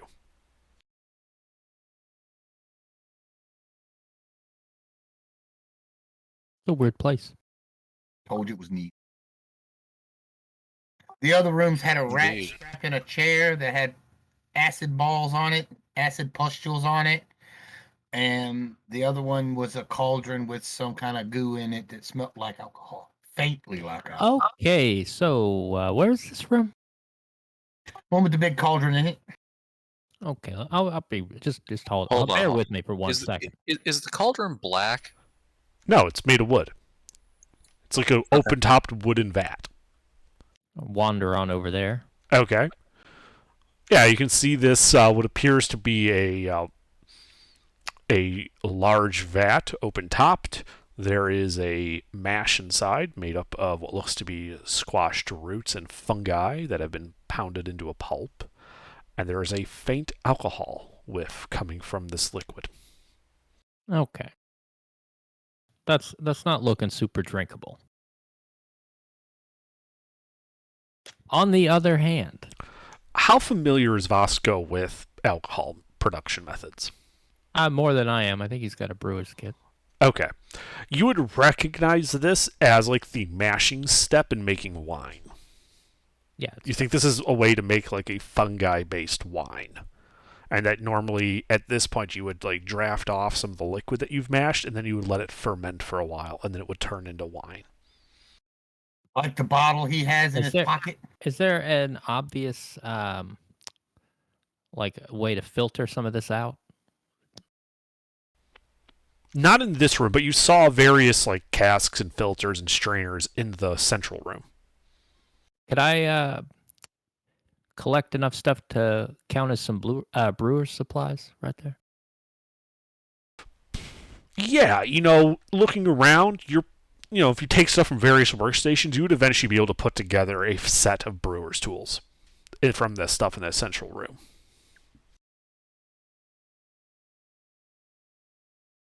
If they're not doing anything else, I'm going to see if I can whip something together and see if I can get like a sample of this, like a drinkable actual representative sample. Right, like you'd be able to if you were to like take the strainer and just kind of dunk, like if you were to use a cask, dunk it into the vat and then pour it through the strainer, you'd get liquid out of there, which would be like proto wine, and that's what you would normally ferment. So you could collect that, and that is in theory drinkable. From the smell of it, it started to ferment in this vat on its own. I'm really just trying to get some indication on whether or not it's going to be worth going through the process. Okay. Well, then I would say make a brewer's tools check, and this would be wisdom based because it'd be similar to insight.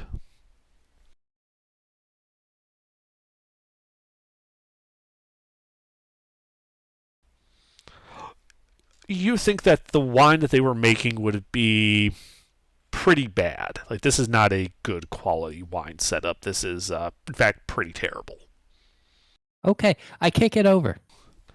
Okay. The whole vat, you mean? Yeah. All right, yeah, you just kick it over.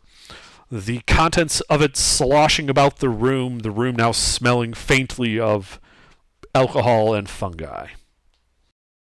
Okay. An improvement. let's go. We're gonna go across the hall to the start at the east and check those 3 rooms. All right, so you go to the northeastern chamber. In that room, you see what appears to be some weapon racks, 5 battered scimitars, 6 short bows, and a barrel of arrows sitting there, along with a closed wooden door heading to the east. Finish the last 2 rooms and then this door.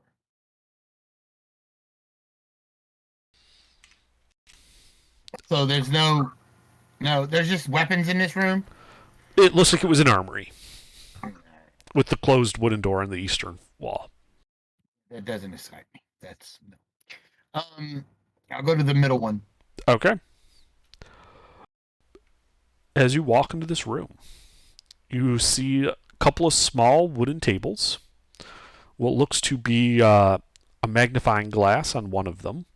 And on that table is a very similar vessel to the one you saw.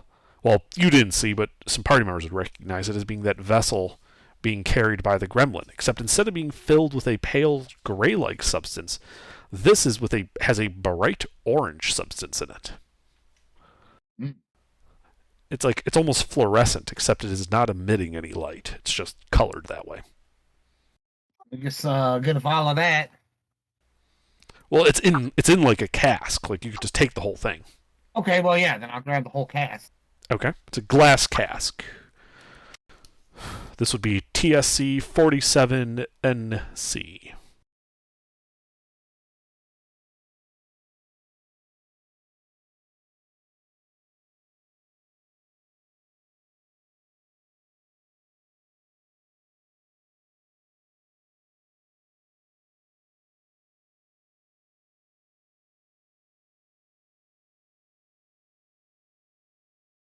Okay, there's nothing else in here, no records, no nothing.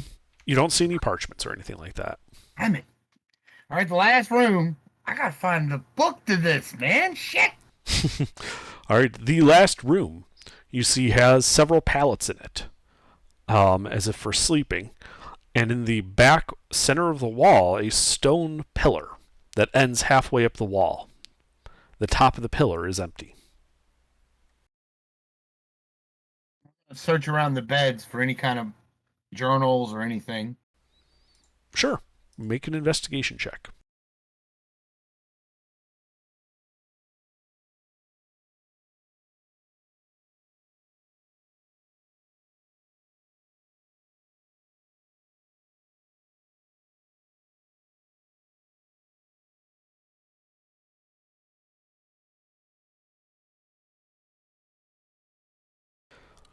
So as you're searching through here, you find, one of the on the wall next to the pillar, you find what looks to be a section of stone that's slightly not in line with the rest of the wall.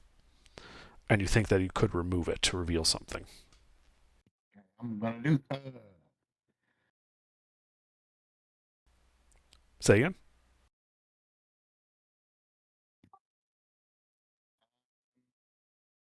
Yeah, I'm gonna remove it. All right, you pull the brick free, revealing a small rectangular opening. Inside it, you see a book. Oh, want that? All right, you pull out the book. The book appears to be old, cased in leather, with thick parchment for the pages, and a small clasp to hold it shut. There's no key or anything. It's just like a belt mechanism to hold it all shut. On the front cover, you can see embossed on it the shape of a tree, but there's no leaves on the tree. In fact, the tree, it's like looking at a oak tree in fall. There's no leaves on it.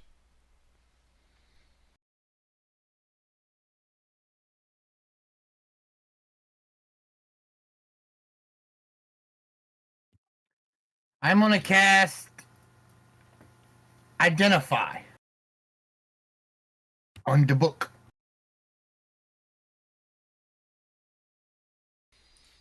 Okay. You cast Identify on the book. I should have cast Detect Magic first, but did that backwards.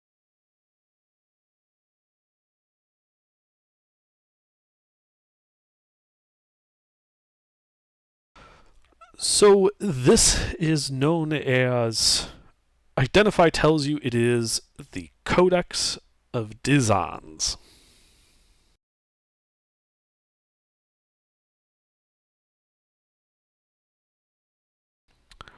Which is a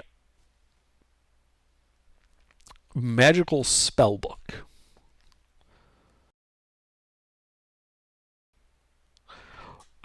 The spells in it are fixed. You cannot add or remove spells from this spell book. But if you study the book for 1 hour, you could then cast the book. You could then cast that spell without using a spell slot. However, you can only do so once per long rest. What spells in the book? The book contains these spells. I'm going to hang on to that. I am going to hold on to that. Okay. Does not include what we wanted, but it, I can might use be it. what we needed. Yeah. What is it called again? I'm trying to write it down. I'm typing it all up. I realize that I have an image of this text, but I can't actually copy paste that, and it looks like crap. So I'm just going to type it up real quick. Give me a minute.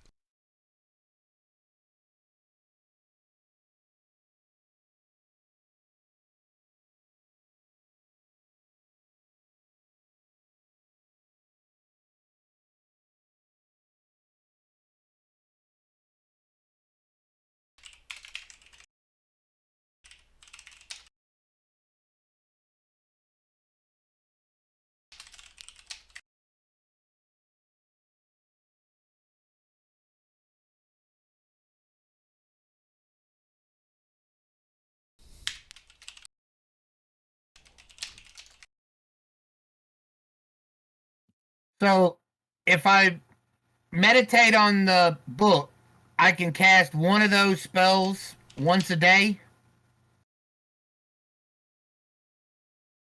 without a spell slot. Yeah, like I said, I'm typing up the actual rules for it so you can see that in detail with the name and all that.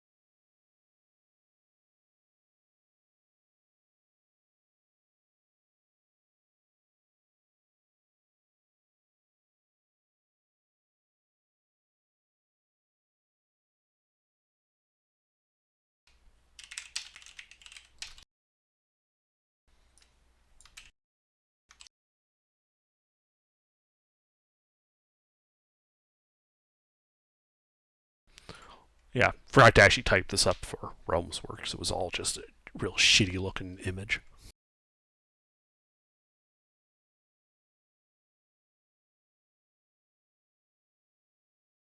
Boy, howdy, do I get that.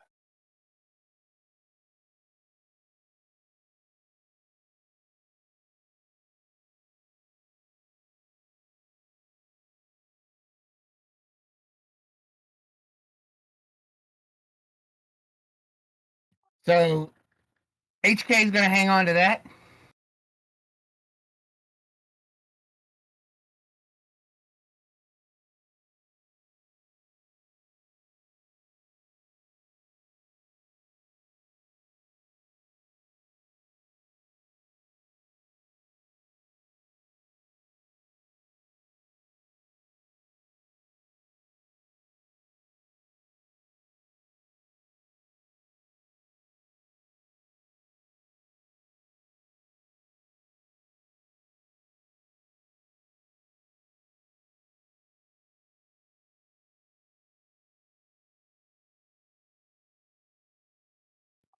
Now that I've got all that taken care of, I'm going to rejoin the party. Okay. I'm going to hang on to that spell book because I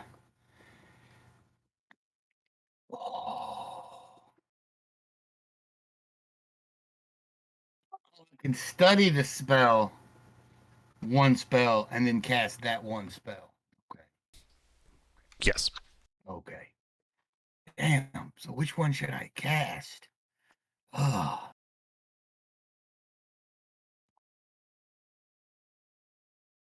I mean, this is pretty much all a win. Having any of those prepared is better than not having any of those prepared. It's true. That's very true. It's very true. And it's a free spell. Yeah. The tortures, you have to pick one. I know. I mean, leaning towards Sunburst, though, because that's an amazing spell. Dominate Monster's not bad either. Feeble Mind. is You not could bad. also roll a d6.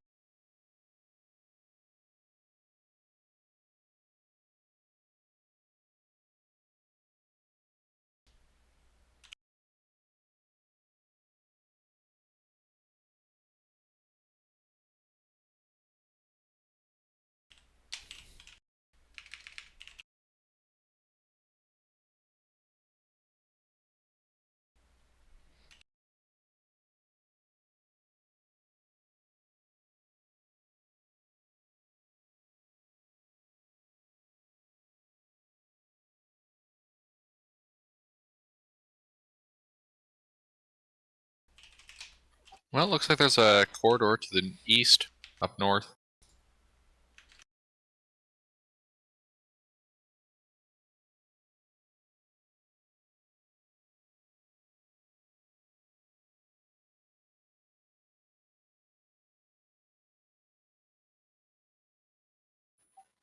You see it?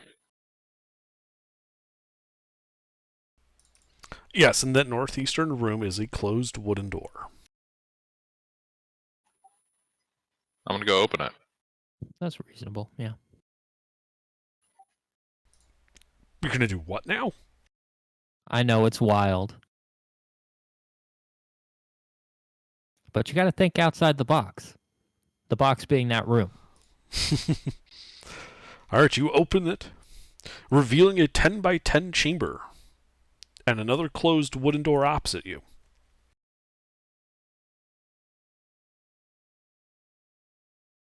I think that's it. I think I can't imagine how we get past this room.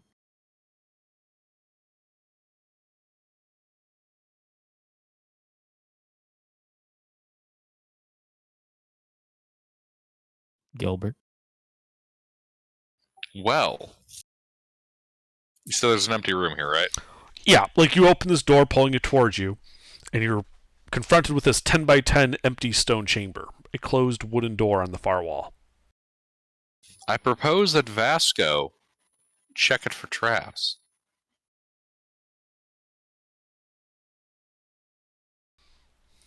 Say again? Yeah, sure. I'll do that. Okay, so you're walking Any the door. hurt? No, I'm going to pretend to check it for traps and tell him it's clear.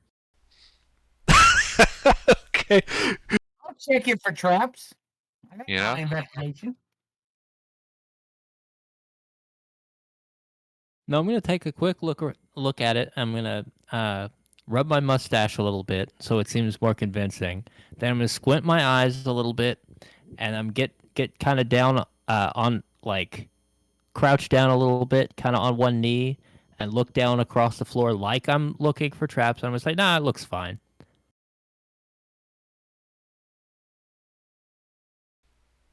So what do you guys do then?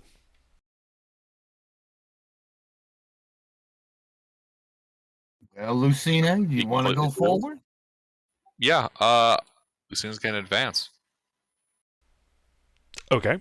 You join Vasco in this 10 by 10 chamber.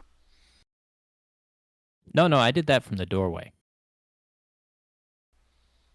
Oh, okay. Lucina steps boldly into this 10 by 10 chamber alone.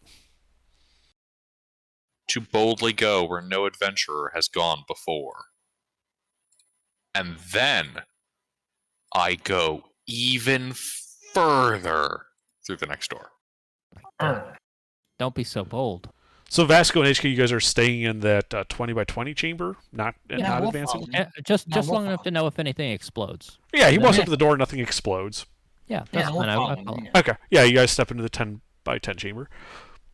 And Lucina, you're opening the door. Yeah. All right, so you turn it, and you can feel the door opening, but there's some like resistance to it, and you have to like push harder than you would expect. Do you continue to open the door? Yeah. All right. As you open the door, you hear a door slam behind you. Yeah. Mm. The other door into this 10 by 10 chamber has shut. I go and I open that door. The door exiting this chamber to the east slams shut as you open that door. I open the door to the east. Closing the western door. And I Mm. step out into the hallway. All right. So what that reveals is a 20-foot wide chamber, a wall to the north with a door, closed wooden door set in the northern end of it, but the chamber continuing off to the south. As you step in, you can see that this 20-foot wide hall continues far to the south, as far as your dark vision goes, including past the T intersection.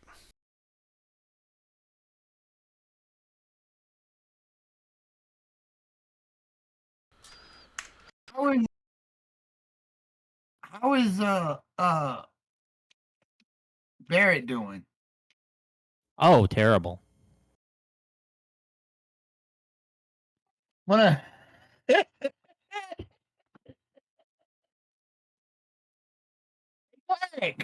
He hasn't really noticed because he's been just kind of, taking the occasional sip of that little bottle he's got. Cleric. We could use some healing.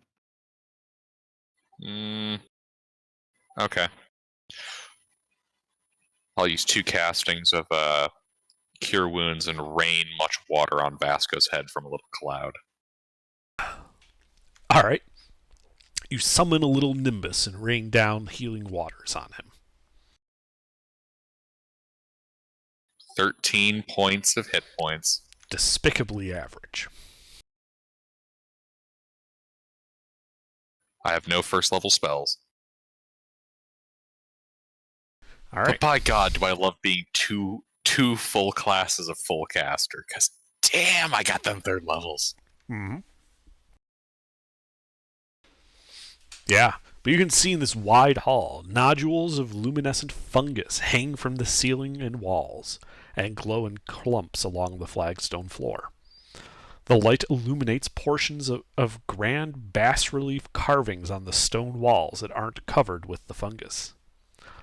The carvings depict dragons in various stages of raining fire down upon terrified people. Soil and compost cover half the chamber's floor, which allows a variety of feeble plants to grow.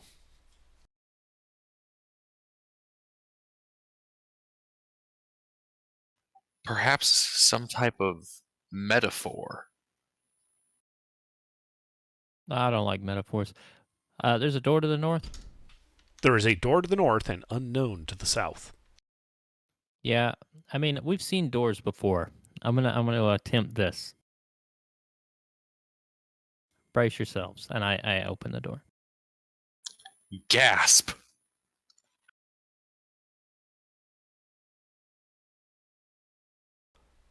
Okay. You open the door.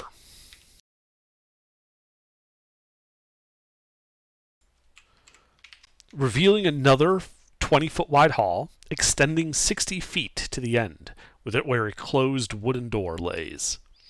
At the end of the hall, on the eastern side, you can see a wooden bench and a wheelbarrow. The same fungus and bas-relief carvings as in the southern part of the hall.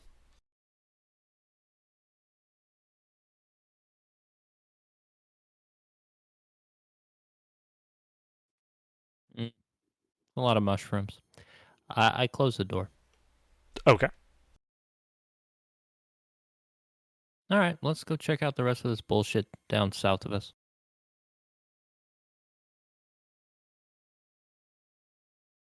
Alrighty. As I walk down.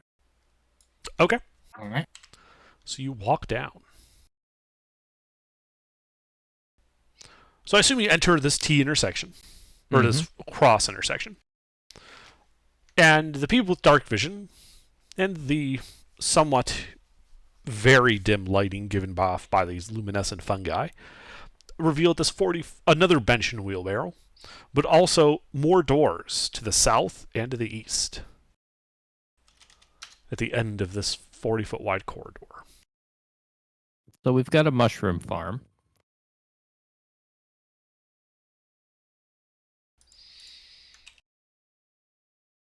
What kind of mushrooms are they? The luminescent kind. Yeah. They glow faintly.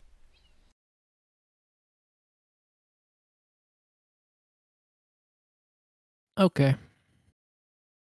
Well, this eastern door is closer. I walk to the eastern door. Okay.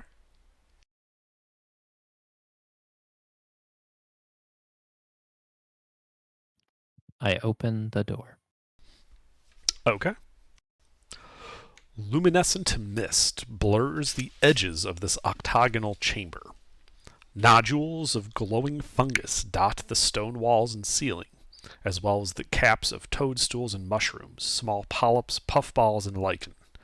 The humid air reeks with rot.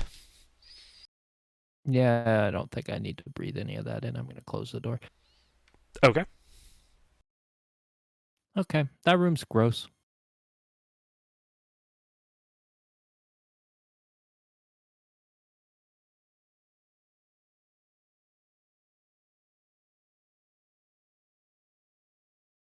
Anybody else got any ideas?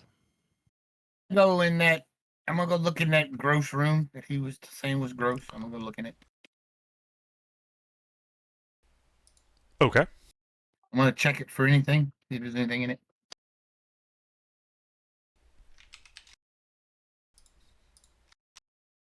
Air condition is irrelevant to me. Okay, hold on. Let me update the map first before you go marching off in there. I'm going to take a few steps back, just where the air quality will be slightly better.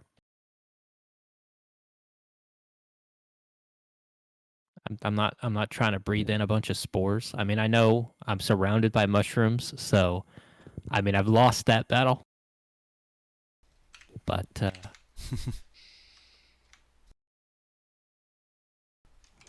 What, you don't want to breathe in the spores?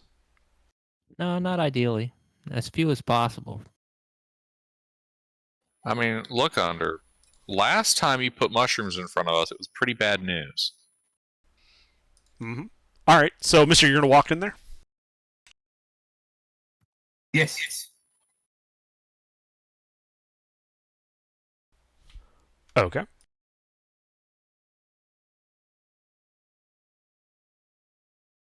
But do I know this? The smell of rot, the bioluminescent fungi. Are you actually doing a detailed investigation? Yes. All right, make an investigation check as you start looking around.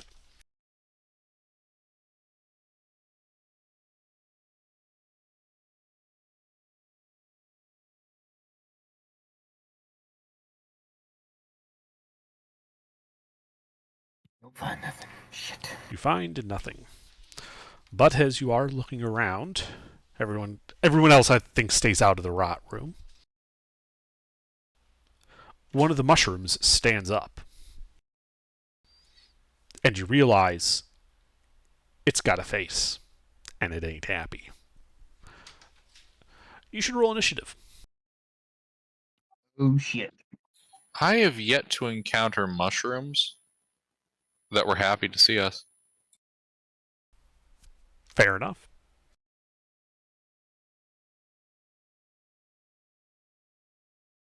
Rolled a 1. You did. I got a 7.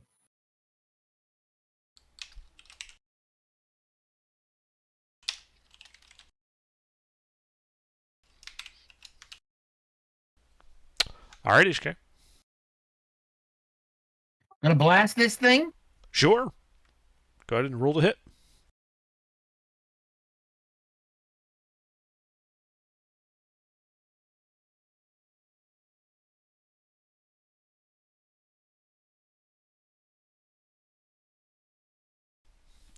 Two hits.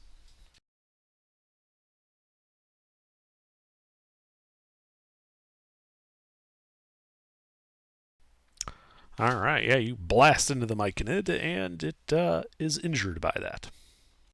And then I am going to step out of the room, Okay. You pulling the door closed behind me. how much movement speed do you have? 35 feet.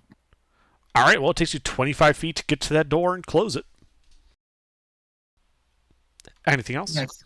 And then I'm going to say, it's a bad mushroom. That is it. I am done. Okay. You hear some sounds on the other side of the door, followed by a fist striking it.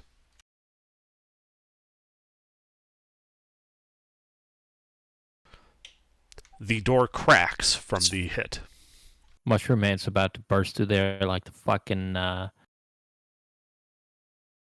Kool-Aid Man. It's gonna be. Oh yeah. The second hit does not do further damage to the door. Lucina? I open the door. You open the door. There is a very angry myconid on the other side. You are in melee with it. Shocking grasp. Roll to hit.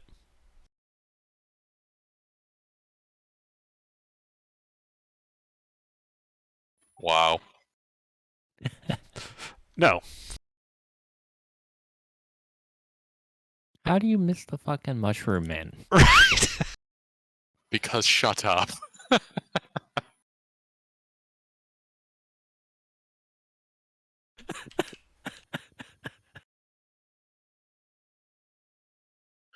Well, that's a thing that happens. Yeah, I accept my failure and I move on. Yeah, it's more like this, actually, but yeah. Potato, potato. All right, Vasco. Okay, I walk over, and I kind of reach past Lucina, and I close the door again. Okay. I liked it better that way. You close the door in front of this thing. That's it. Okay. HK.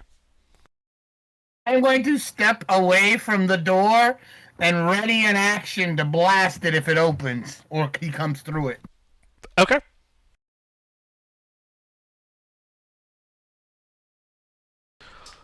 Well, let's see. He's going to try and break the door down. He is very angry. We didn't close the door in his face twice. He hits the door.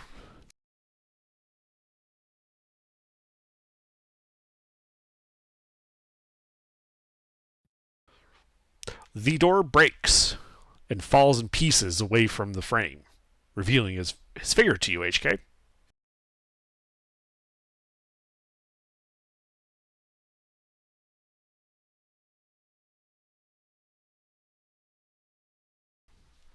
1 hit.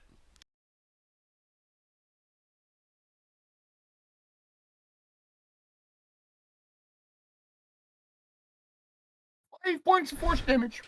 Alright, yeah, you take another small chunk out of him. As he violently shakes himself, sending spores all over you guys. Except for HK, because HK backed up. So I need Constitution saving throws from Lucina and Vasco. Hold up. The mushroom shook itself violently and covered us in its reproductive process. Yes. We're gonna kill this mushroom now. Yeah, you hear Vasco saying, "God's damn it." Sorry, what kind of save under Constitution? Constitution save.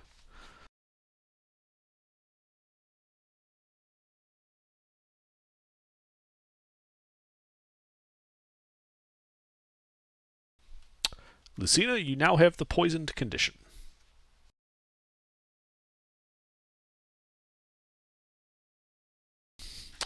And it is your turn.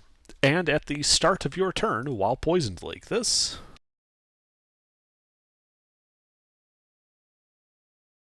Oh wow, capital R44. Oh man, that must you suck. take 9 points of poison damage at the start of your turn. Ow. You're in melee with it. What do you do? I told you it came. I told you I was right instead of under. It came out and shook itself in front of y'all. It danced right there. This is why I didn't go in that room. Okay. Fuck this guy.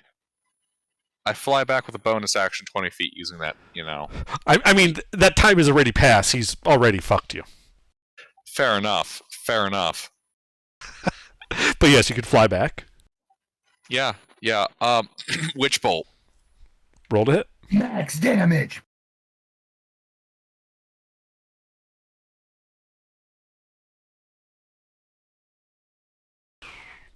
Hit.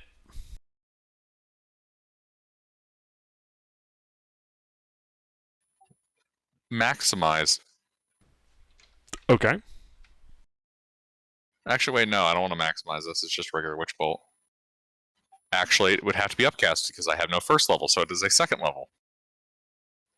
Alrighty. You know what? Fuck it. Yeah, I will maximize that. 24 points of lightning damage. He is now bloodied.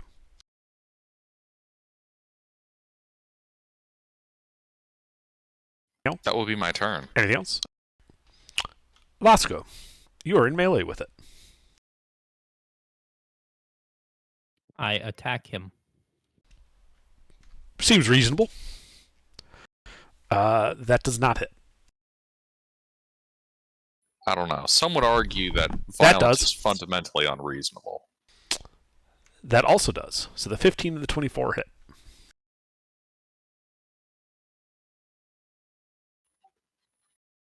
Okay. All right. I beat him mercilessly. Yep. You bruise some more of his stalky nature. Anything else? I back away from this weirdo. Okay. Well, he's going to take an attack of opportunity against you.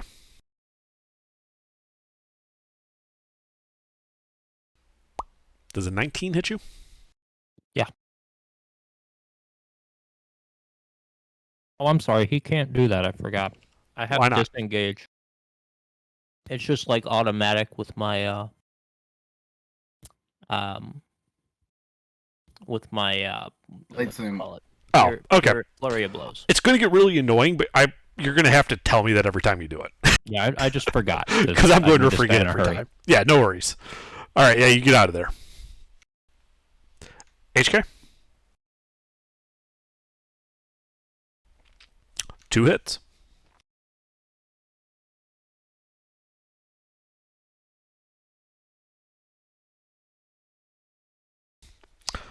All right, yeah, you continue to wound him.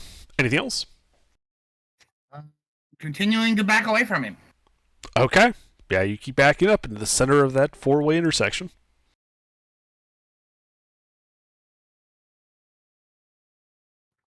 I'm done. All right, he is going to stomp forward. Wait. What? Question: Is Lucina in melee with him still? No, everyone is backed up. Okay. Who is the closest to him? Me? I believe Lucina is 20 feet away from him. Okay. I'm not gonna do anything then. Never mind. Okay. Well, he's going to stomp right up to Lucina, and he's going to try and punch him.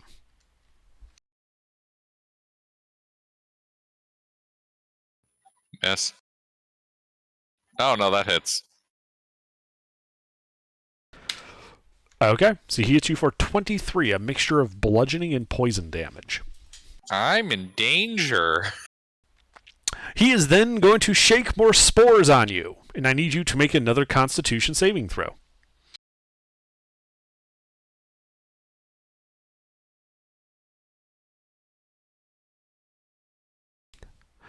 You fall unconscious.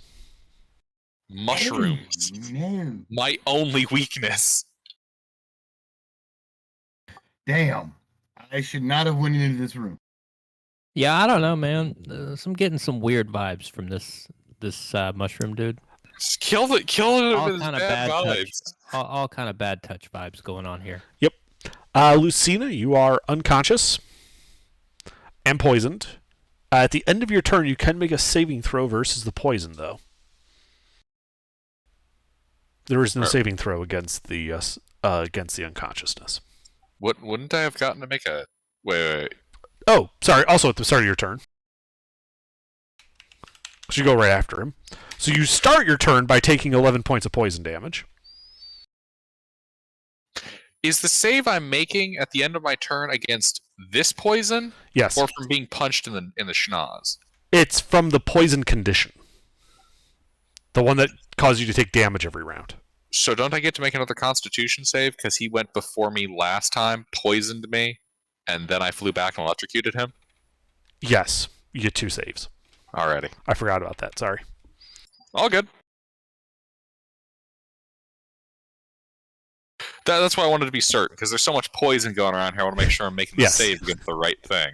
Uh-huh. Well, with that second roll, the 13, you do manage to shake off this poison on this round.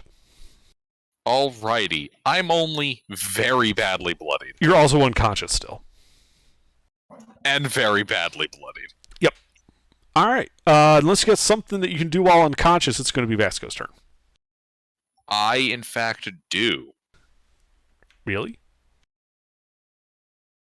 Yes.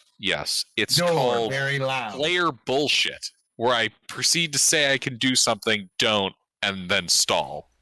I see. Vasco, your turn.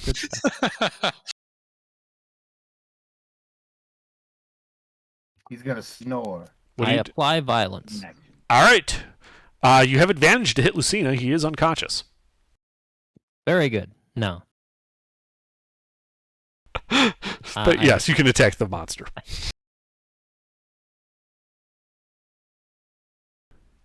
Uh, 22 does hit.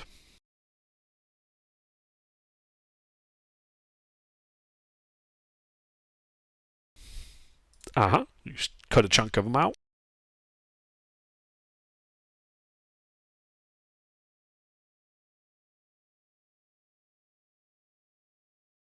Okay, and I will bonus action unarmed strike. Rolled hit.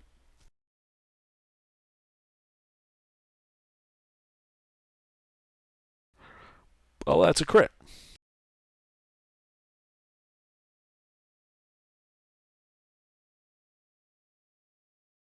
Not a great crit, but a crit.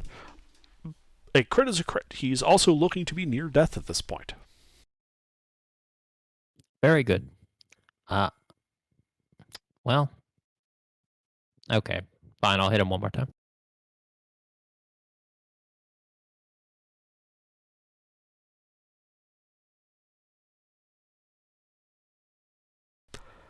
That does not No, hit.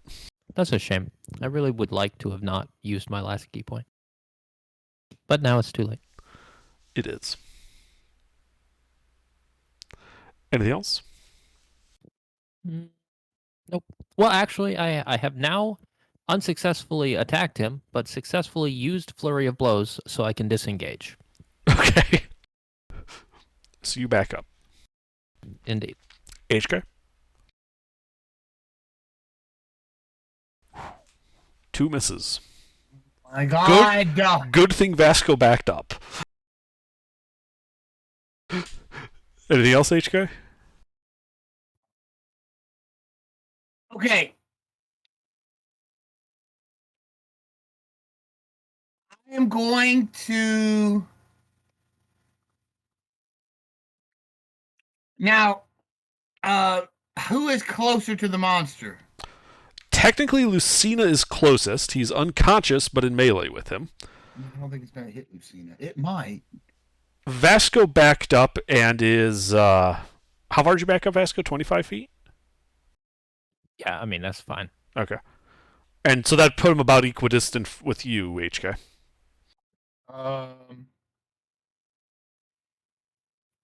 Then I'm gonna cast Sanctuary on Vasco, and then back up some. Okay. Neat. Anything else? No, that's it. All right. Its turn. It's going to lift up its leg and try to curb stomp Lucina.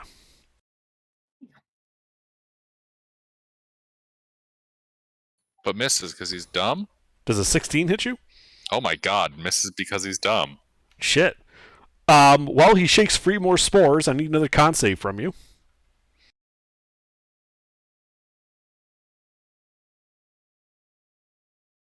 Man, that guy is gross. You have the poisoned conditioned again. Nuts. Wait, is this the suffer damage Yes. or the unconscious? You're already unconscious, so he's going to give you damage. And, well, that's it for him. So at the start of your turn, you take 12 points of poison damage.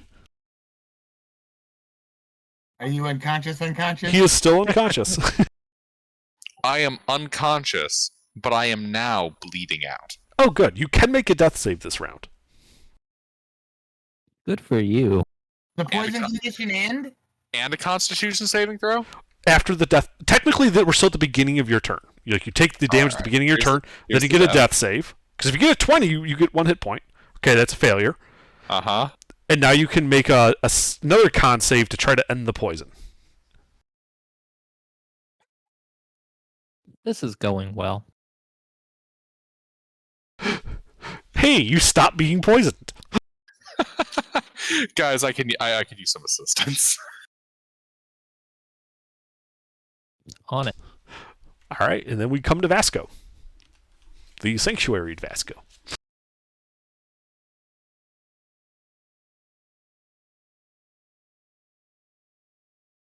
Okay.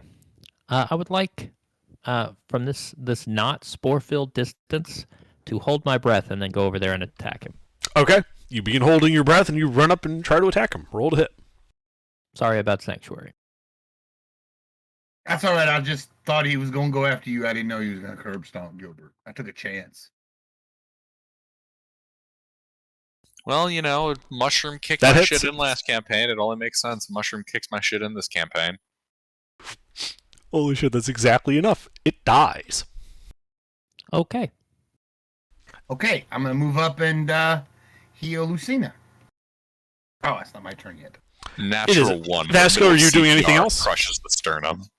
Well, I mean, yeah, it's deceased.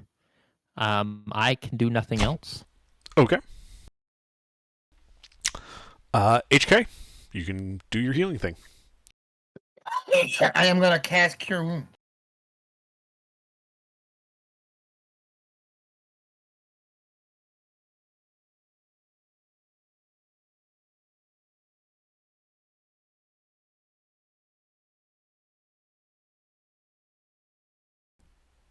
I I don't think that's right. that's a bit I don't think fucky that- looking. Try again. Yeah, I don't think I did that.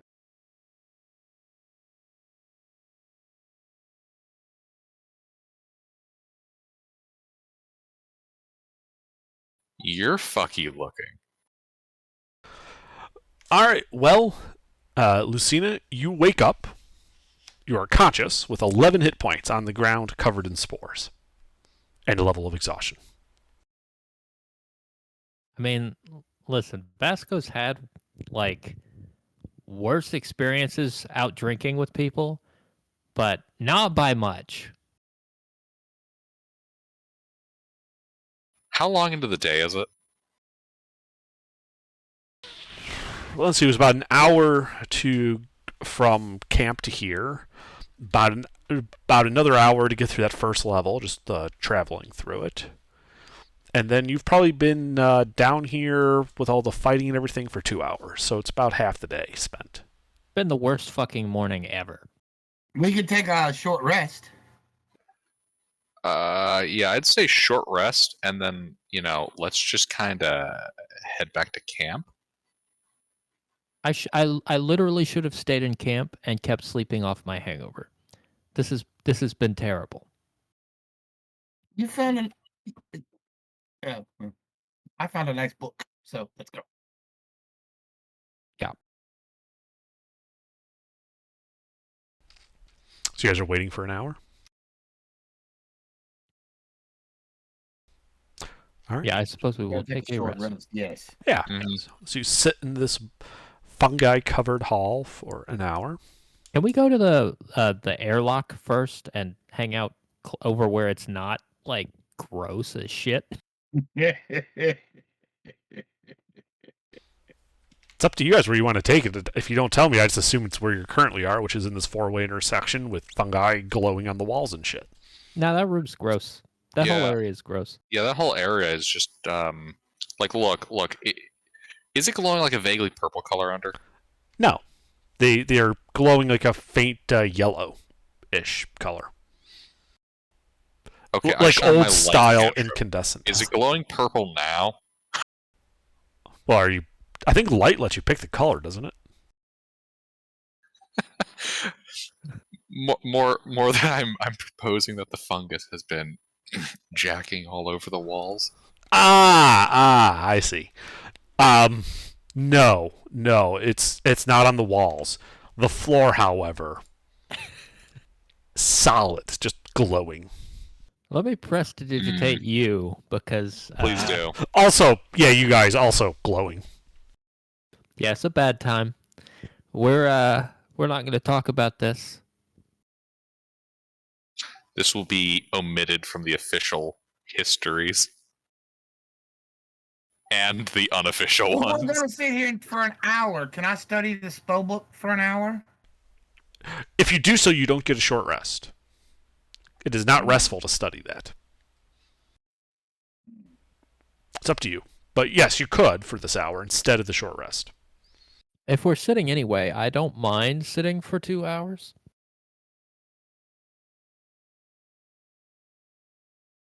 But if we're gonna go back to camp, there's really no point in doing it. It's entirely possible we get attacked on the way back to camp. Yeah, I'm just gonna take the short rest. Okay. So you guys go back to the airlock, close the door, sit there for an hour. The hour passes without incident. You guys have successfully completed a short rest.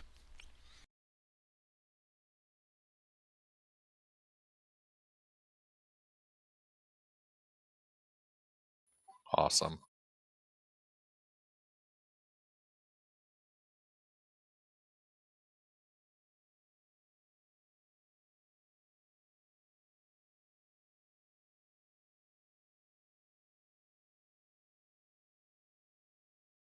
So do we proceed or go back to camp?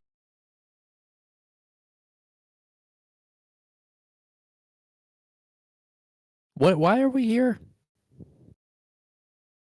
Something about Faye bullshit. Yeah, fake bullshit. Okay. Do we have like? Are we just assuming we're gonna know when we see whatever it is we're supposed to stop? Yeah. Okay. Yeah, do we want to head back to camp or do we want to camp here?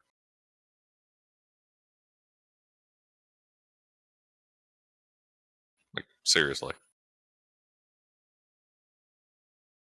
Is one of those secure them doors in the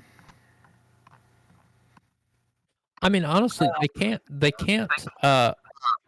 They can't That open both workroom- doors at once. So we could very easily just blockade one of the doors so it's stuck open, and that's even easy. Like that's even easier than keeping it from closing, because you just put something in the way, and it would have to break before you could move it. It wouldn't even be enough to move it. It would have Yeah, those literally two to doors, break. the trap doors. Yeah. So we can literally just take the door that's not on the side with the gross fungus and just prop that open with something big enough that it can't like slip out, and then it will be impossible to shut that door. Then the other door will be impossible to open.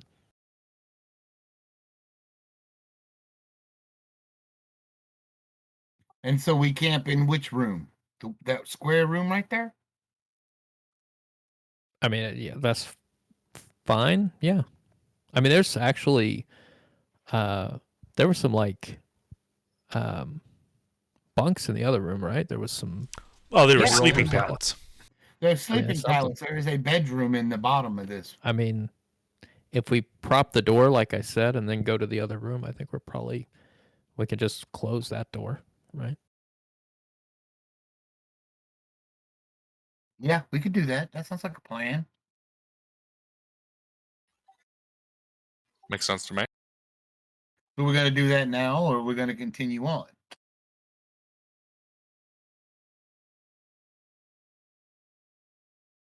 Well, I mean, there's not really. Um,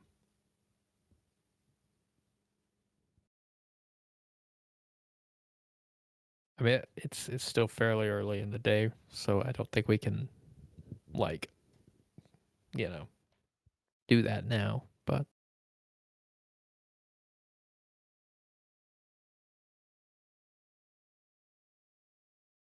Besides, I'm ready to go again. I got all my spell slots back. I'm ready to go. I mean, I got several levels of exhaustion and kind of super butt kicked. yeah, I mean, I'm not doing great. We can just hang back, or we can either camp here or we can head all the way back. It doesn't really matter to me. But if I mean, I'm tired. we're gonna of be hanging out. all the way back and working our way back through here. The thing is, though, like if we need to stop, we're gonna be hanging out here a long time before we can go to sleep. So in that amount of time, if we're gonna waste it sitting around here, we might as well go back to camp where we're gonna be slightly more comfortable. Agreed. Okay, back to camp we go.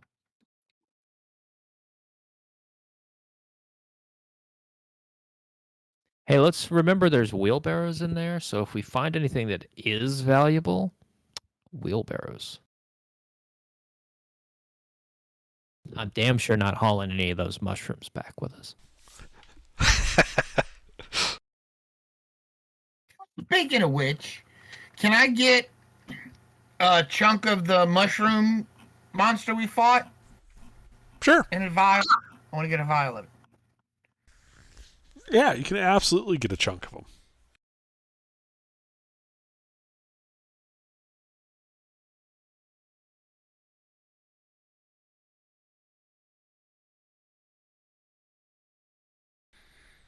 Yeah, and then you guys are headed back to camp. Yep. Mm-hmm. All right. Well, you guys go back to that 40 by 40 room, start climbing up the rope, get back in the upper levels of the dungeon, which are still silent and still have that bony ash-like taste in the air. And spend an hour heading back through to the forest, leaving the stench of death behind you. And you had an hour to camp. You would have 2 hours before you would be able to start your long rest at the camp if there's anything you wanted to do.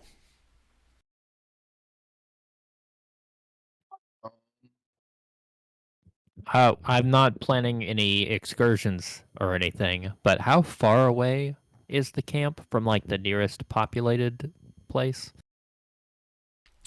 So the nearest populated place is the Fortress Gougewrath, which is 24 miles, about a day's journey east, southwest of you. Okay. Yeah, I'm assuming the soldiers have a little place they drink. Yeah, like there is a bar in the fortress, and where people that are off duty or travelers visit. But that's at Gouchrath. Probably where I came from. Probably. Yes. There are villages around the outskirts of the Bexmark Woods, so you might have wandered in from one of those, though that would have been, about the same a day's journey to the north. It's called Crankvale.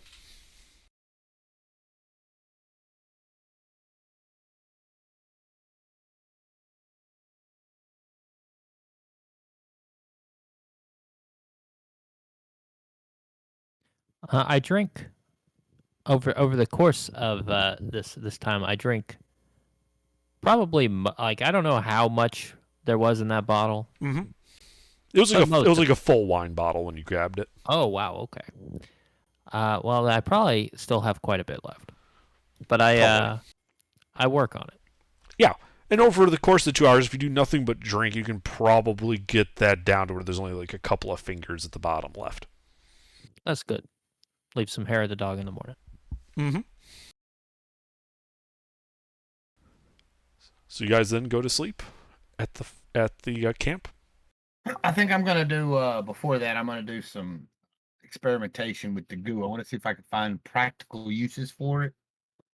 The TSC 47SC, the acid, Okay.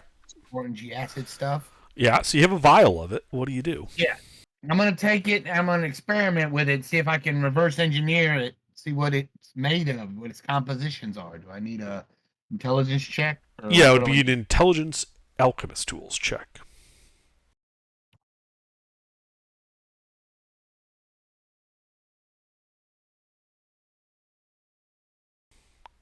Do you have a set of alchemist tools? Yes, I have a set of alchemist tools. I'm just trying to. I don't have it on my. I have thieves tools set as my. Yeah. Are you proficient with the alchemist tools? Yes. What is your proficiency bonus? My proficiency bonus is +3. Okay. Then you make an intelligence check and you add your proficiency bonus to it. My intelligence is 18, so it'd be a +4 to the skill, and then another +7. Yep.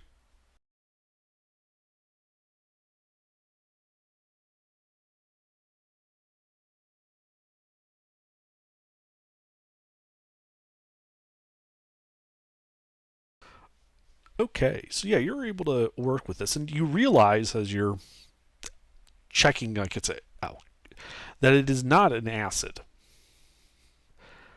nor is it a base. It is in fact semi-magical, in the sense that it is a concentrated form of anti-elemental earth, and that it wasn't so much that it dissolved the stone as it made it disappear. And you think that elements of earth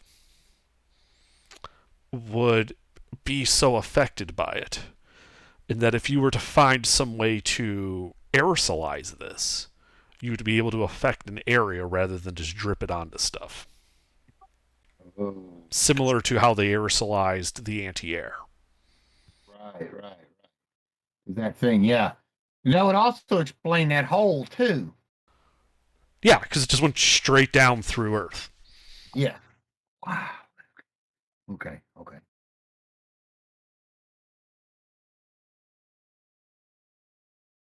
It's high level of intellect to work with this stuff, right? Sorry, It's you not broke up just- at the beginning. It's not just something anybody can do. You have to study for this, right? Just While you know how, like, you're able to alchemically identify what this stuff is and does, you have no idea how you would make it. Like, this is like you somehow pulled something from the aspect of Earth and then inverted it. And you have no idea how you would do that.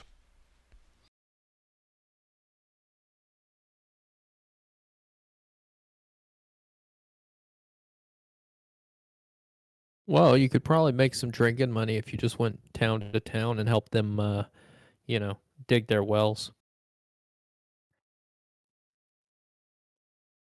I don't know. All right.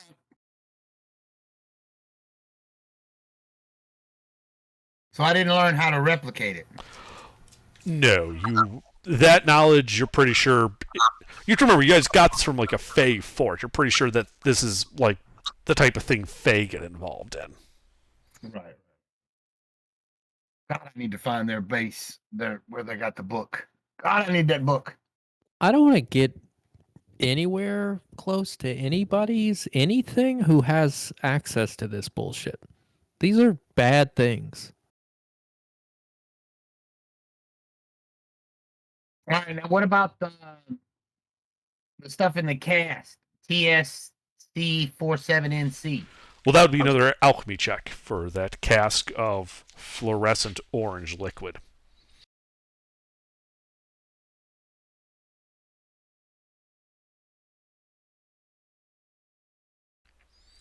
Yeah, so you do some of this, and especially helped by your explorations of anti-Earth, you determine that this is a cask of anti-fire. Except that this one looks to have been finished, unlike the vial you got of anti-Earth.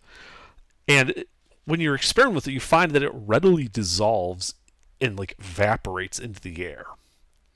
And anything caught in the area that it evaporates in instantly snuffs out fire and prevents its creation in that area. And you think with a cask like this, if you were like to break this cask, it would affect a 10-foot radius cylinder, about 50 feet high.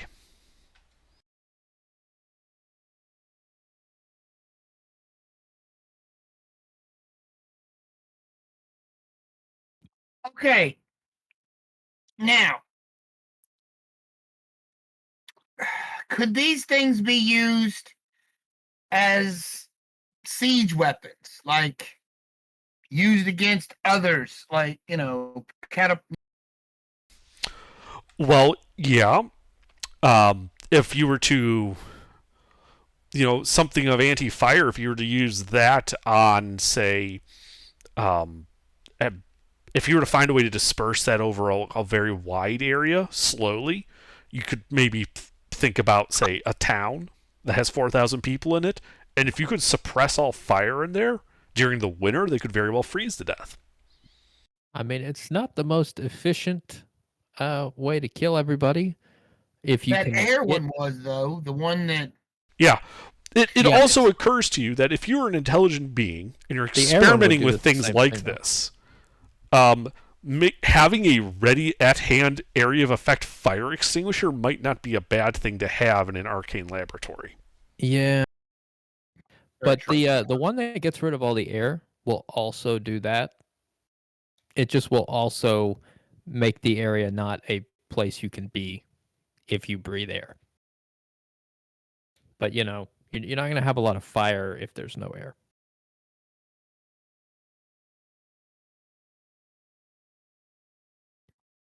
Okay, now I'm gonna run tests on the other two vials I had, the stuff I have. The one was some kind of wine, the TSC47SW. That's what AGR was looking at, ain't it? Yes, it is. It is unfermented wine mash of particularly poor quality. And then what about? I have a vial that has TSC26 on it. 2.6. All right, let me look that up. Ah. So yeah, this will require another alchemy check.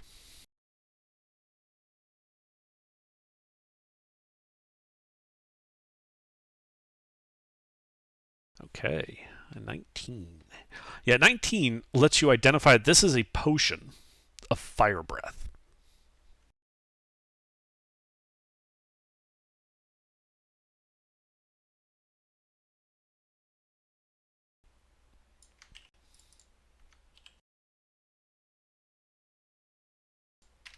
For reference, that's what a potion of fire breath does.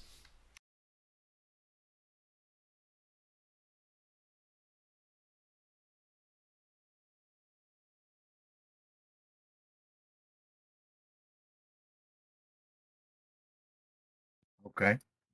Okay. Okay. Sounds spicy.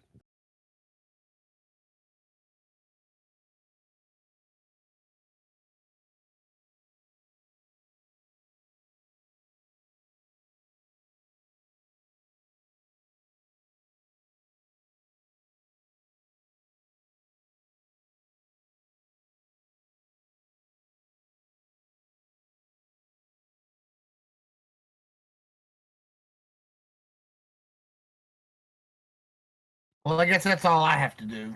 I've identified all the stuff I was carrying. So yeah. Okay.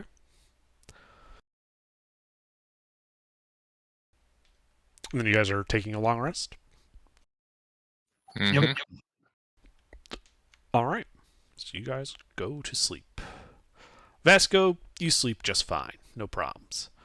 Lucina and HK, you dream of that 40-foot wide corridor in that octagonal room full of mushrooms. And as you dream of it, you see almost like the walls are translucent and that starry sky kind of bleeding through. And though you don't seem to have a body in this dream, you emit what looks to be fire and light, and you absolutely vitrify that octagonal room.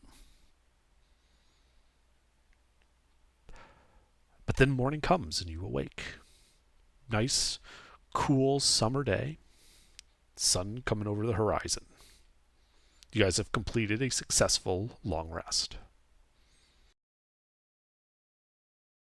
Awesome. Back to one level of exhaustion.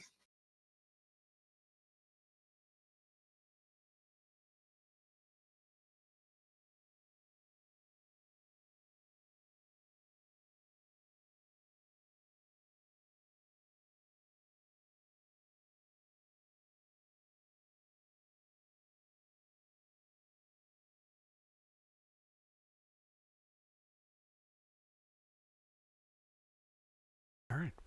So, All right. the morning is here. What do you guys do? Let's go south. Okay. Where are you going? So well, back to I'm the gonna go back to the big dungeon. T-shaped corridor, and then let's go south. Sorry. You're at the camp, and you're like, let's go south. I'm like, all right. Well, that takes you to the road. Do you want to go to Lushingworth, Swartford? Oh yeah, no. I mean, let's go back to the.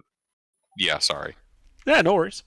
Yeah, All right. my, I mean, my don't mind's get me like wrong. stated on the dungeon map, and I'm like, yes. Let's Barrett fast is forward totally to the okay. marker and Yeah, and Barrett's just totally ask okay with anything going to else. town. He's got beer money, but like All right. So you guys spend an hour trekking through the woods. You arrive at the dungeon entrance, still missing its door. You step inside, still having that taste of bone and ash in the air. A little bit less than it was the previous day, but still present. You walk through the utterly silent tomb to the hole to the ground. Your rope's still there, as are the vines, and you climb down. You arrive in that 40 by 40 room. The dead trees that you killed, a little slightly more mushrooms growing on there. The door to that pillared room hanging ajar to the east.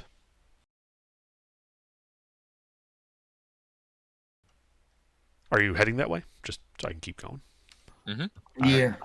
Yeah, you head over there. The I don't know what these luminescent mushrooms mushrooms still present, lighting the room in a dim light.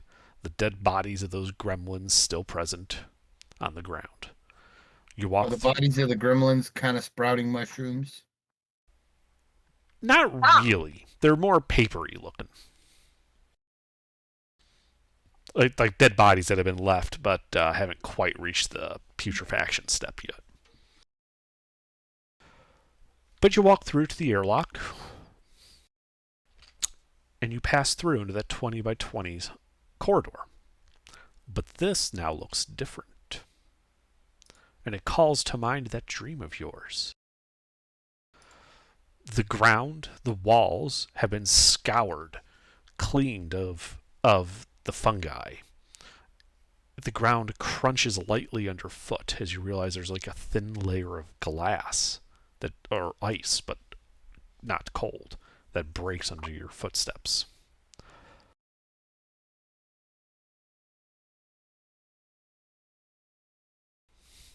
You also have in the air here, again, that same taste of ash. Though no bone.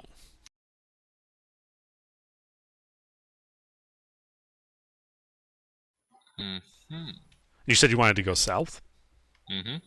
As you walk south, the ground crunching underfoot, the fungus and vines that had been in this corridor having been burned away, the door to that eastern room is missing. It was broken on the ground, but it looks to have been utterly destroyed. And inside that, and through that open door, you can see that that room looks to have been the site of quite the conflagration. And there, you can see almost like a fog hanging in there from the ash just suspended in the air, and a few glints of light where some of the fungi were vitrified from the heat. Okay, so basically the place is just a like it's a big lab, and when things go wrong, they purge everything with fire. Yeah, so that's about where we're at. I don't know. Wait, hold on. Who dreamed of the fire again? You and Hunter? HK. Yeah, Vasco. I think it might be because we released a cosmic dragon. Yeah. I think it's given us dreams. The fuck are you talking about? I swear it's not the result of mushrooms or alcohol, but weird magic shit. I would feel better if it was the result of mushrooms or alcohol. No, it's a celeste. I don't know what kind of dragon it was. A big stardust dragon. She was party. What is happening?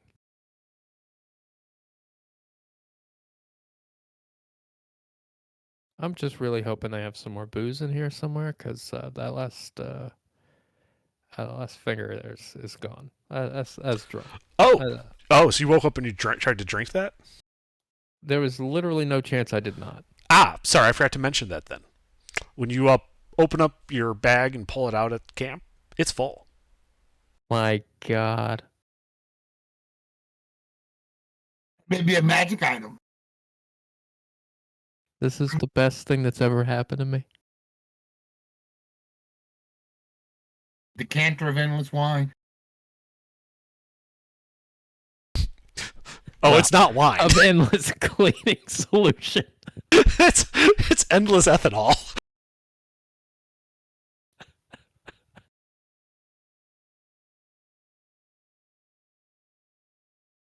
He's slowly killing himself while he's drinking it.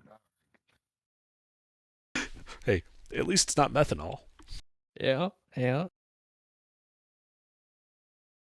Suboptimal. Lucina, Mm-hmm. which way are we going?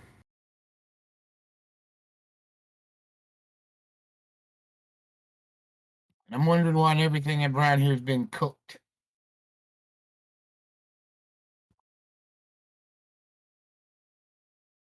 That part is mighty strange. I said we go north now. I'm going north now. All right. Well, north is that closed wooden door.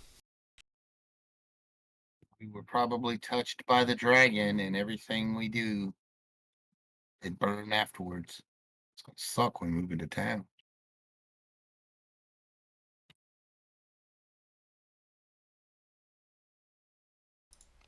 So you're at the northern end of that 20-foot wide corridor. It is a closed wooden door.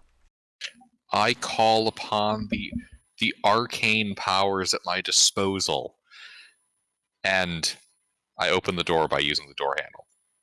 Oh, before we get any further under, I did read that book the morning after the long rest. I read it before we set out. Okay. What So spell did you ready? Um,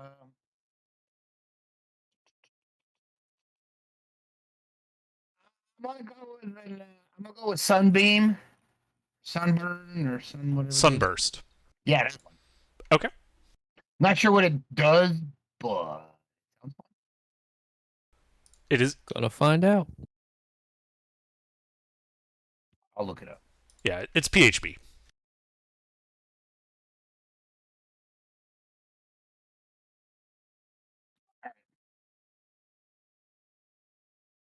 Let's go. All right. So yeah, you're at this northern. Sorry, you open the door. That's right.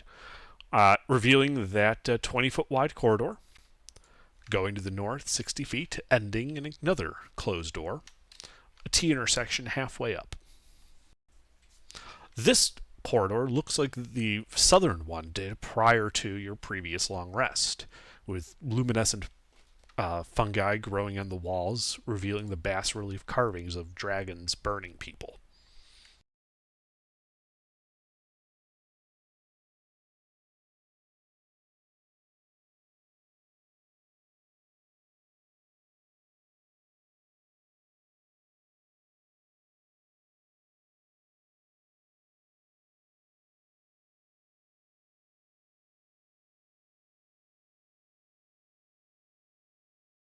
All right, taking a right.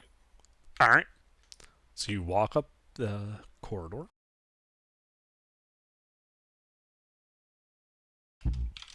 To the right, it goes 20 feet, ending in a closed wooden door. I open it. Aha. This room is another octagonal room, Full of ash. full of ash. This was not vitrified, but rather was just burned. 3 skeletons, armed with push brooms, appear to be in the process of sweeping the ash towards one corner. They do not appear to be paying you any mind standing in the doorway.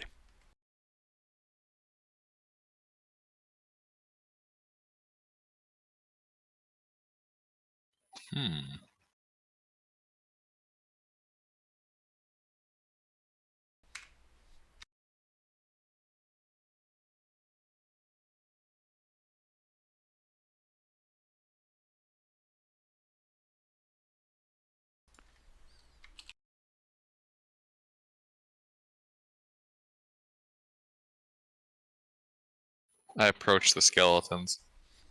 Okay. Yeah, you can walk right up to them. They are continuing with their janitorial tasks.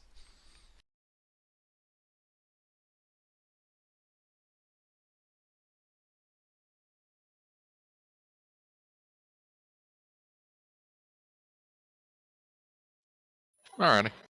How much progress does it look like they're making? It looks like they're about half done. And it looks like maybe in another 3 hours or so they'll finish.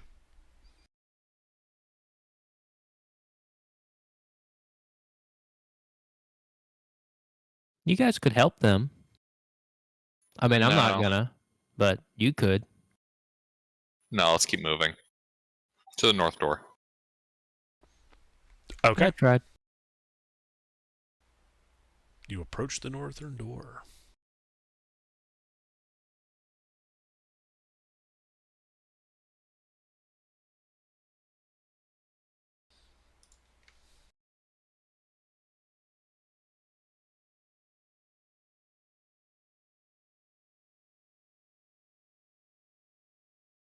You want me to open?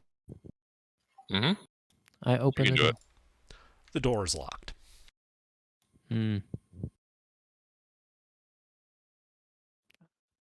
I knock on the door. That is a freaking level 8 spell. No, I knock on the door. Oh no, I'm talking about all that trip. Oh. Mr. thinks he's tripping balls because I gave him a spell book with a level 8 spell in it. That'd be fine. Don't worry, mister, it's just the mushrooms.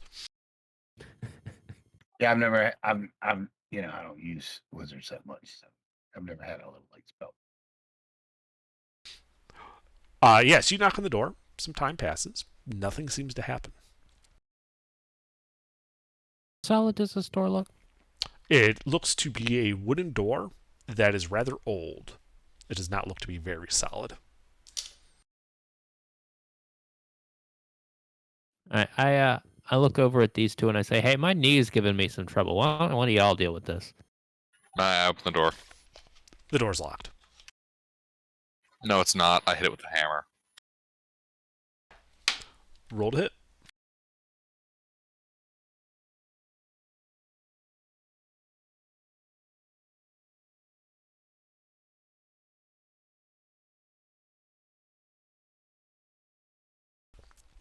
You fail to damage the door. It was the wind-up. I hit it again. Okay.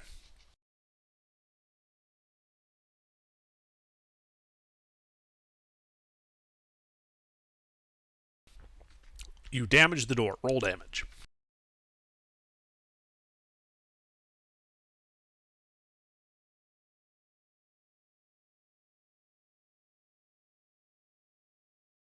Okay. You lightly damage the door. You think Did- you're going to spend about a minute or so breaking this door down with your hammer. Did he hit the knob? I guess it probably doesn't have a knob. Fuck this door. Thunder wave. Oh, okay. Well, it fails. I believe he's roll damage.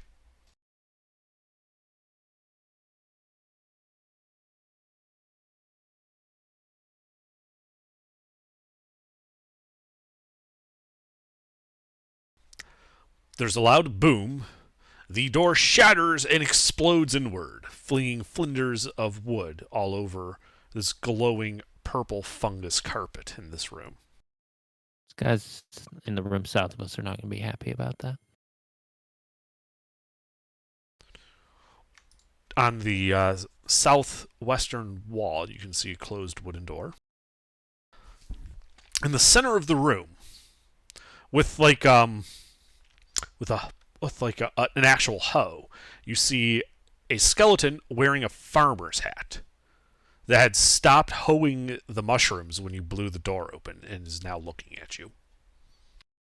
Sorry, you're good. You should have answered the door, though. It was kind of rude. Under. In this setting, undead are universally evil, right? I mean, yes, they are evil. They might not be hostile, but they are evil. Dibs on his hat. Whack. So you walk up and whack it. Yes. All right, roll to hit. It's just going to stand there and let you. Roll to hit. Dibs on his hat. That does hit. Damage. Yeah, roll damage. What type of damage? Bludgeoning. Okay, so you damage him, at which point he begins glowing, and eldritch purplish fire begins emanating from his skull and his rib cage, and you should roll initiative. You want to throw anti-fire at this guy?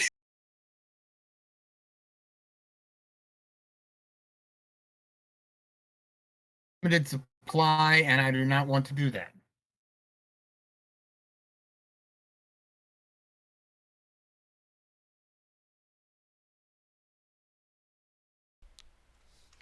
So here's the best picture I could have of it.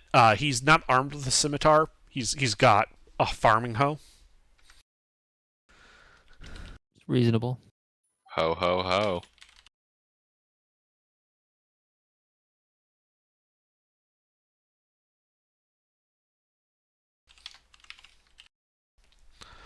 But looks like he gets to go first.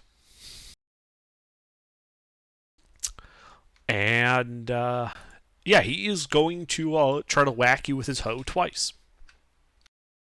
He's a weenie butt and can't hit anything. Vicious mockery.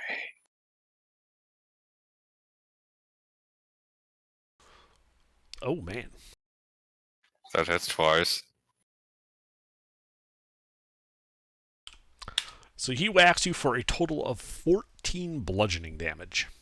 I rebuke You him. went over and hit that thunderously. skeleton. He looked at you and was like, nah, bitch. You. I rebuke him. Okay. Is that a dex save? Deck save.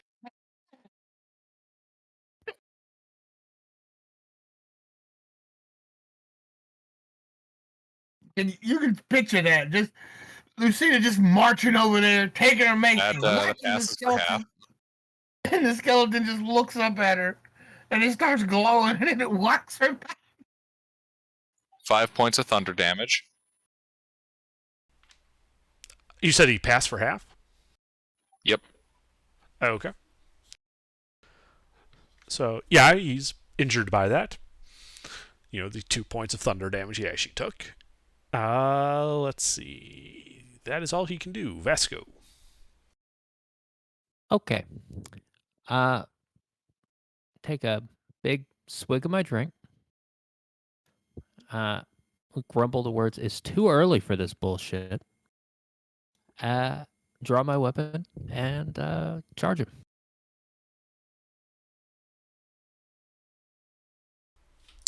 Okay. Yeah, you can run right up to him.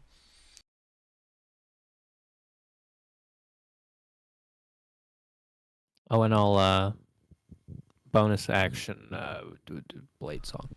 Okay. That does hit him.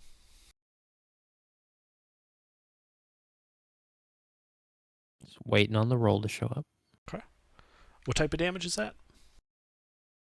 It's a rapier. It ain't doing nothing fancy. It's piercing damage. Piercing. Okay. It does not And appear to be particularly effective against him. Yeah. I am unsurprised. Anything else? No. Okay. HK?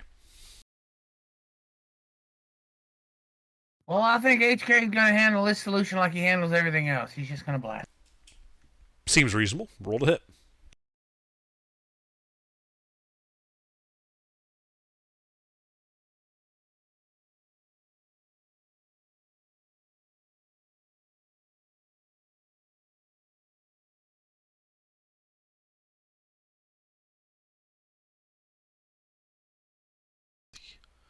You might be thinking about F's, mister, but R's are what we need.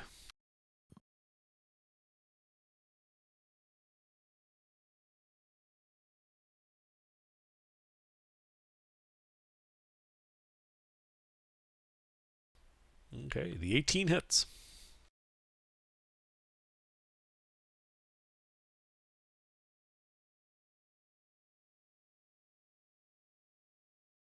Right. Yep, that damages him. Force damage. Indeed.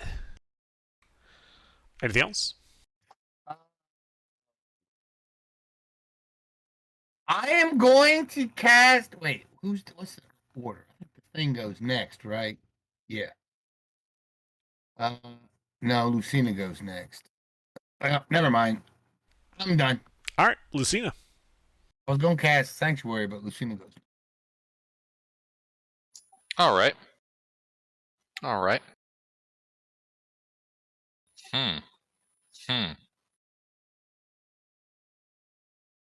We'll check what the spell does here.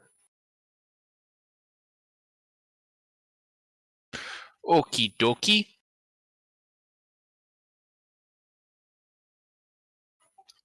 I fly back a bit, provoking no attacks of opportunity. That's good. I point my fingers at it. Uh-huh. I am shooting 3rd level Witch Bolt. Oh, dear. Well, roll to hit.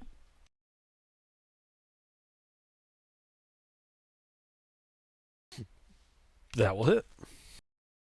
I smite it with all the wrath of the storm. He is smitten. Roll damage. Oh, no, I mean I'm maximizing. Yes. Okay, well, I still need to know what that number is.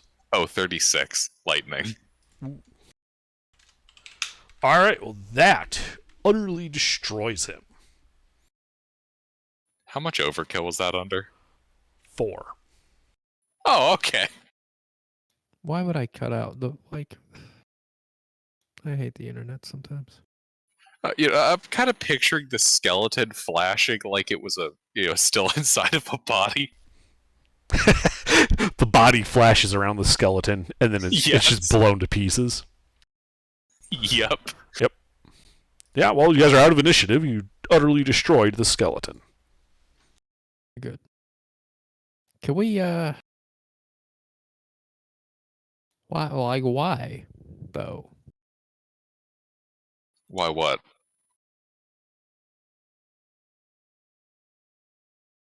Just that seemed like a lot of who and ah for like it was a farmer Why locked did in a you room. attack the skeleton?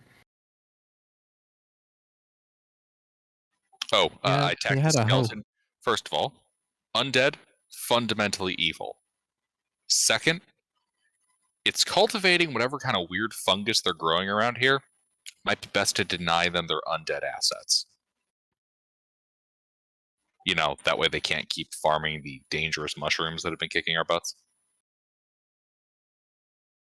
But it's okay that they sweep up the floor. You just we just ignore the janitors. You got like a thing against farmers? Did a farmer like, you know, do you need to talk about it? I don't.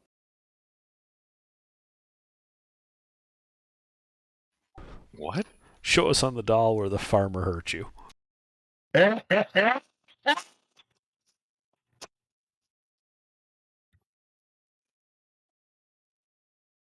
Oh God.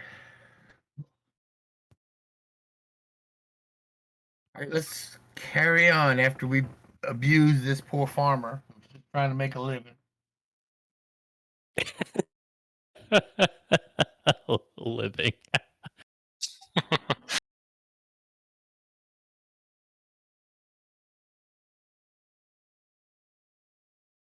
Trying to make it best he could. It walks this woman, this Karen, and just walks up and smacks him with a mace. I'm gonna tell you Like, what. If those janitors weren't mad before they're sweeping this fucker into a dustbin.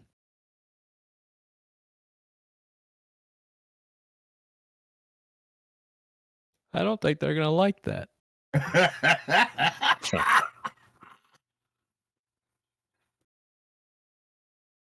All right.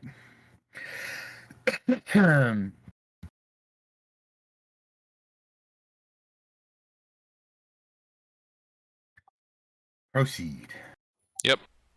So what are you guys doing? Going through the door to the southwest. All right, you go up to the door. I'm gonna take the skeleton's hat. Yeah. I'm gonna farm the trucker hat. Yeah, it's a straight up farmer's hat. Yeah. It's be my trucker hat.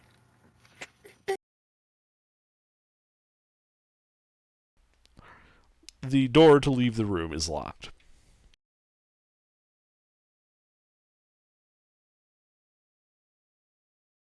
You open the door. Hey, I want to try to pick the lock. What do I need? Thieves' tools? Yes, you would need a set of thieves' tools. I have a set of thieves' tools. Lucina has a set of thieves' tools shaped like a hammer. Let me try to pick the lock. I want to try to do something. It ain't gonna work, but you never know. It's a possibility.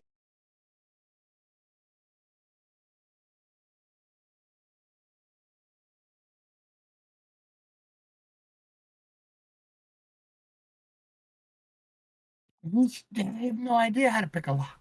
Yeah. This lock is tricky. It's all lock-like. It looks like a It'd lock. be easier if you could see what was going on inside. Yeah, I feel like we need some kind of lockpicking mini game. Or, hear me out, you could hit the door with the hammer. I don't know, man. That seems I'd like to force the door open. All right. Well, if you're just trying to force it open instead of breaking it down, you can make an athletics check. But it looks like somebody needs to go look at his stuff.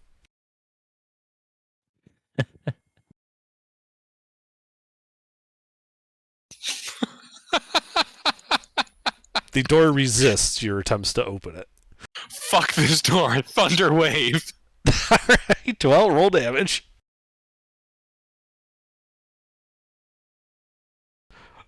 The door explodes into wooden flinders filling the hall beyond.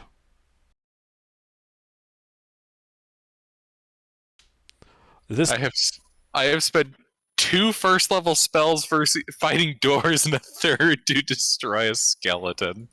Yes. In the DM world, we call that a success.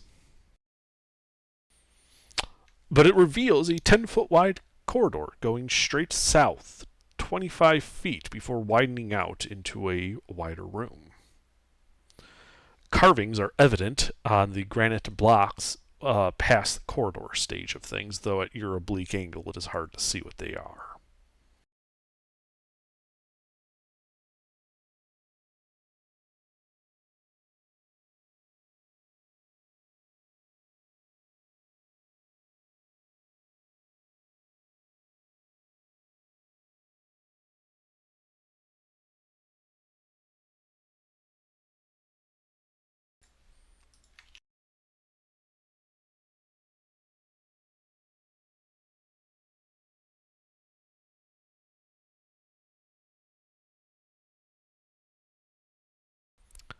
Also, while there are no fungus visible, the area where it's opened up is cast in a pale red light. Like, which one of them glowed red?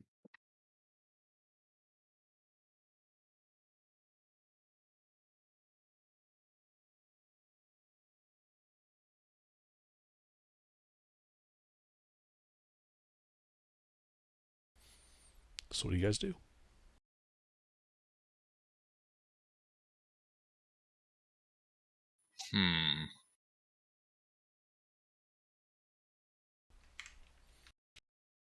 Advance.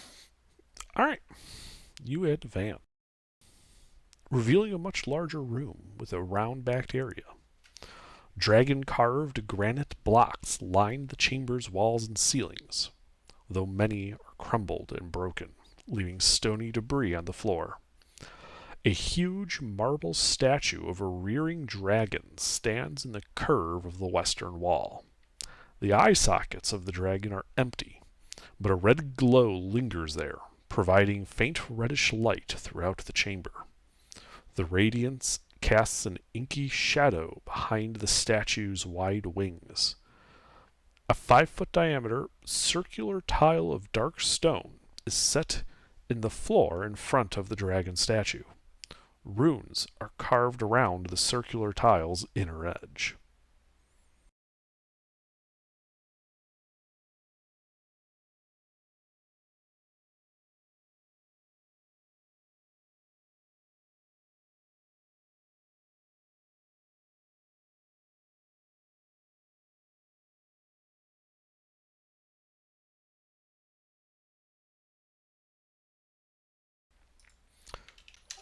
And there is a closed wooden door to the north.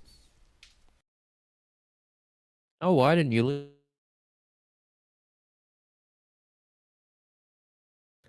Well, I know what to do with that. Oh? The closed wooden door? Straightforward.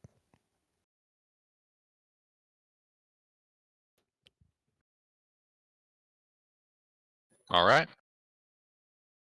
So, yeah, I have no idea what's going on with the rest of this room, but I try the door. The door opens, Hey, revealing a 15 by 15 square chamber. Leaning and fallen stone bookshelves filling that chamber, though a clear path connects wooden doors on opposite walls. Torn and burnt pages, bindings, and scrolls form disordered piles in the corners. To the Man. north, a closed wooden door. sure would have been nifty if we came in here yesterday.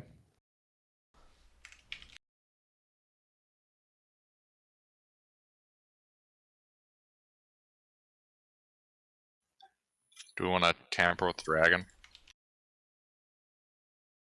Listen to yourself. When would that ever be a good idea? I mean, we've tampered with literally every single other one. Under, is there any writing on the draconic statue? On the Mhm. statue, no, not that is visible. What about the runes? Are they draconic? The runes are draconic. You read draconic, right? Mm-hmm. And it says in Draconic, let the sorcerer's power illuminate my spirit. I cast the light cantrip since it's a sorcerer cantrip for myself Okay. while standing in the circle. Yep. So you cast the light cantrip while standing in the circle, which does reveal that that circle is in fact not just dark stone, but red-colored stone. The shadow looms on the wall behind the statue, but there's no other effect.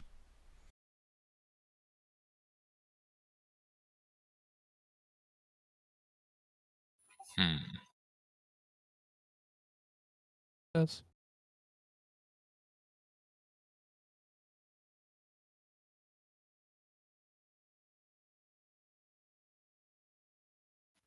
HK, do you have access to detect magic? Let me look.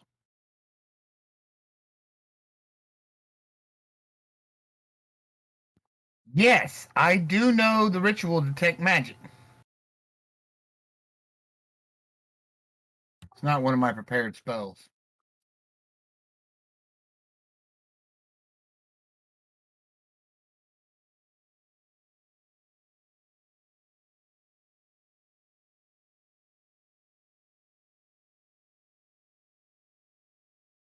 Isn't it a ritual for you? Yeah, it's a ritual. Why not just cast it as a ritual? I can, yes. I can do that. Is that what you're doing? Yes. That is All what I right. am doing. Yeah, you spend 10 minutes going Wololo. Detect magic is saying that circular tile is magical, and it gives off an aura of transmutation magic.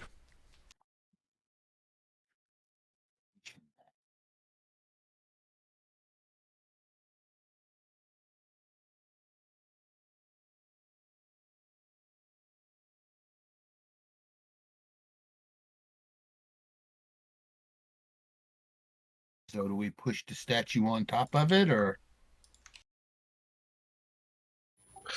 That's an idea, yeah. I mean, Yeah. that's What are your guys' strength scores? Oh, No. 10? Nah. My back hurts just looking at that.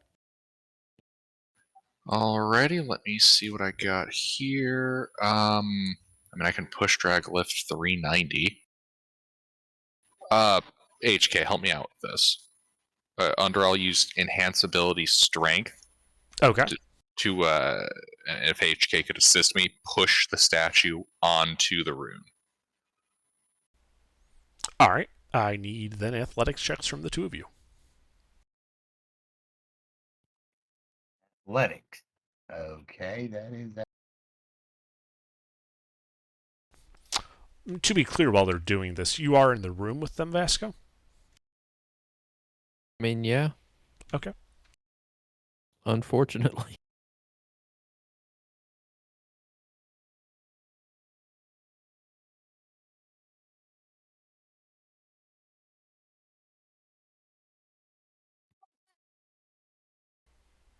You guys heave. The statue rocks a little bit, like it can move, but it does not move. Can I position myself just so that if that thing, topples over, I don't die? Yes.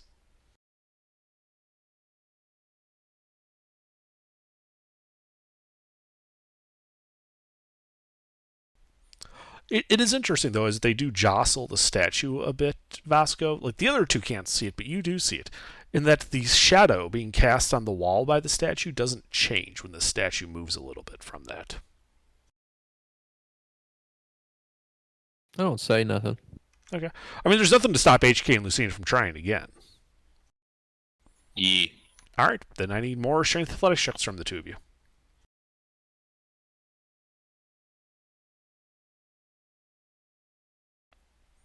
All right, this time you guys are able to get that statue moving forward. You slide it forward, scraping along the ground, that stone on stone sound, until it gets on top of the round tile, and you hear a click, and the statue holds firm, unmoving. And as you guys look at the statue, by the way, Vasco, that the shadow on the wall didn't change at all while they moved the statue. Line up like better now or like worse now with the like? Does it make physical sense what it's doing? Well, no, like the point of light, like the red light being cast by the dragon from the red light is what was casting that shadow. And so as it moved farther away from the wall, you would expect the shadow to get larger because you're essentially taking the light next to the obscuration and then moving it farther away from the wall. But it didn't scale at all. As you're pondering this, the statue becomes animate. It flaps its wings, and fire emanates from its mouth, filling the room with red flames. Yeah, that's rough. Oh my God. They Oh, no. they lick at all of you, and you feel warmth suffuse you, but it is not harmful. As the flames wash over the room, and then wink out, the statue, you're briefly like blinded by the flare of it. The statue is back in its original position, and though the flames have disappeared, you all feel a warmth still within you. For the next 24 hours, the three of you have advantage on all charisma checks. Oh. Oh my.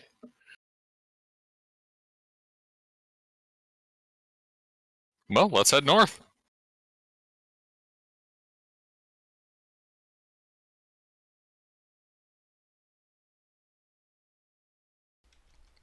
Okay. So, yeah, you can walk into that room, that library. The bookshelves are still in disorder. Torn and burnt pages, bindings, and scrolls forming disordered piles in the corners. But there is a clear path through the center of the room to the door in the north.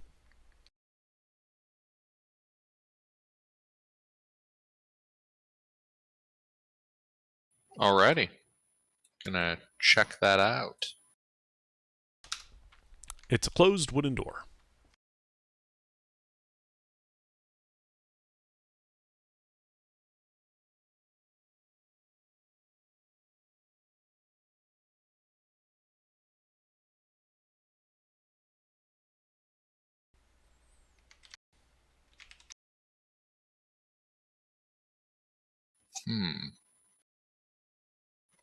I open it.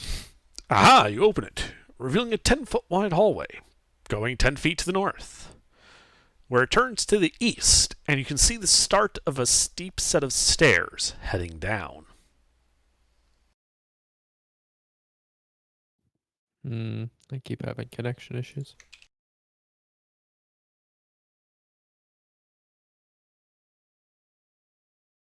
If no one else has done it already, and nobody heard me say it the first time, I will unclose the door. Yeah, Lucina opened it to the north. Okay, I'm not surprised because it was quiet for quite some time.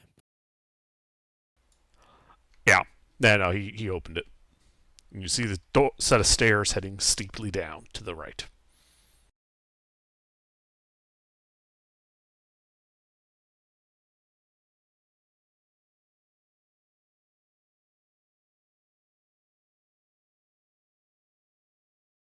Alright, I'm just gonna keep going.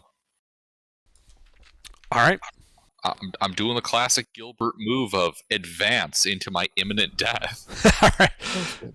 Yeah, so you lead the party, heading down the stairs, which then looks to go at the bottom of the stairs, which goes about 20 feet down, 10, 20, 30, 40 feet to another set of steep stairs, these heading up.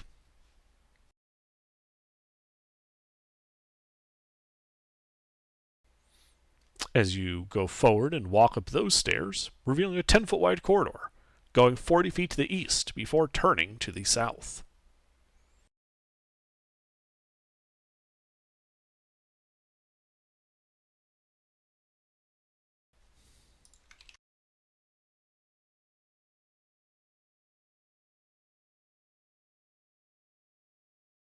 I advance. Okay. Man, shit's weird underground. Mm-hmm. So you advance, in which it is a 10-foot wide hallway heading south as far as your dark vision goes.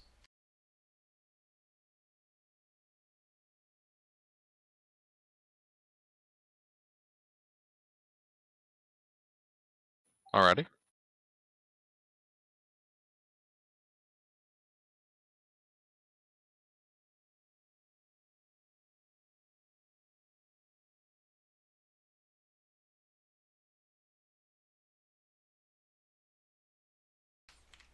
Are you just advancing as far down as you can go? Yep, I'm just going. All right. Sorry, I'm like my long pauses are just like, is he pausing? Is he gonna say something? No? Okay, nothing's jumped me yet. What the fuck's going on here? So the hallway is 120 feet long. And as you're heading down, about 80 feet down, you find a closed wooden door to the east. About 30 feet beyond that, another one.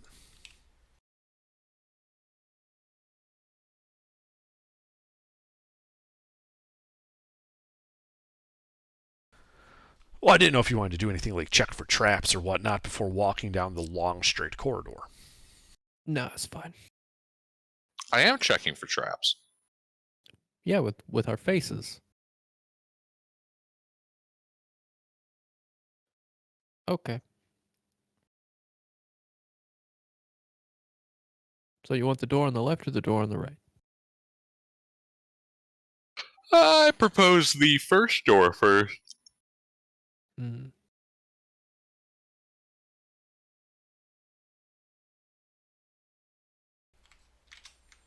It's a shame there's not a third door so we can Monty Hall this. All right, we'll take the northern door. Okay. You open it. It's unlocked. Revealing a room 20 feet wide and 30 feet deep. A layer of soil covers the floor. Rough wooden shelves filled with a scattering of tomes and scrolls line the north and east walls.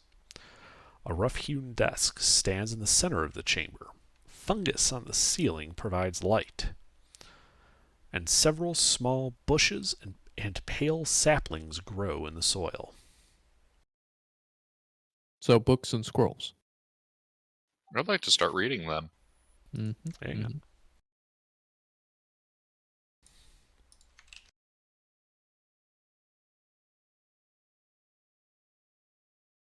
Oh, lovely. It's a reading room.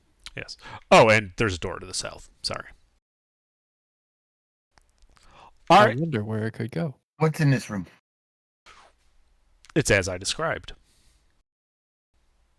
So you're going for books and this. Why don't you go ahead and give me an investigation check, Lucina?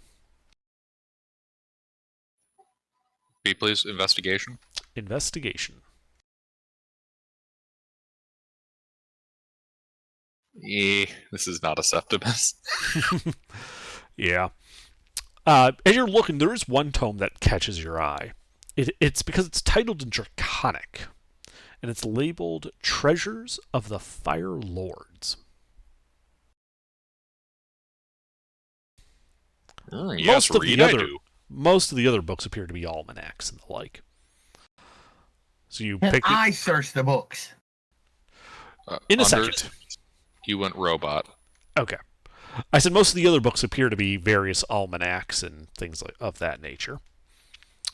So you pick up the book and open it, in which you see a glowing rune that explodes outward. And I need the three of you to make dexterity saving throws.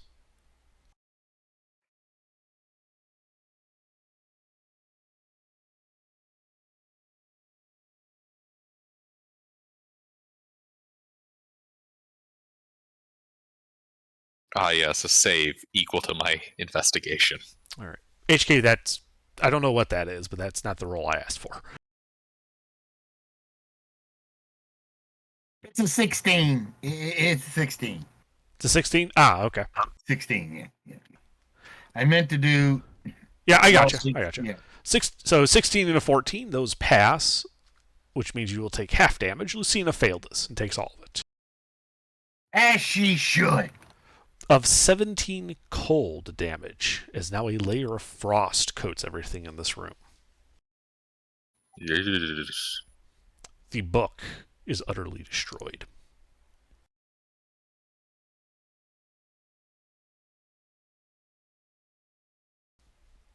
HK, you can now make your investigation check as you start looking through the books and scrolls.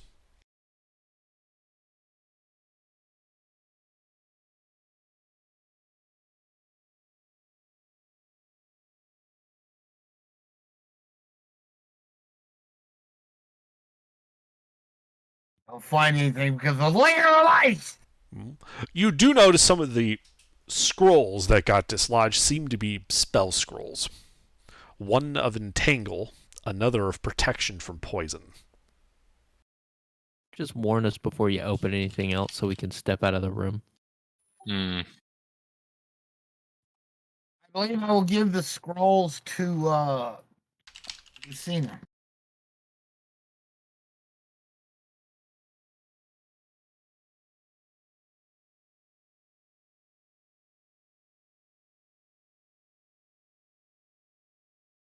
Those are more up a cleric's alley anyway. What are the scrolls? Entangle? Oh, they're And tangled. protection from poison. And protection from poison would have been helpful earlier.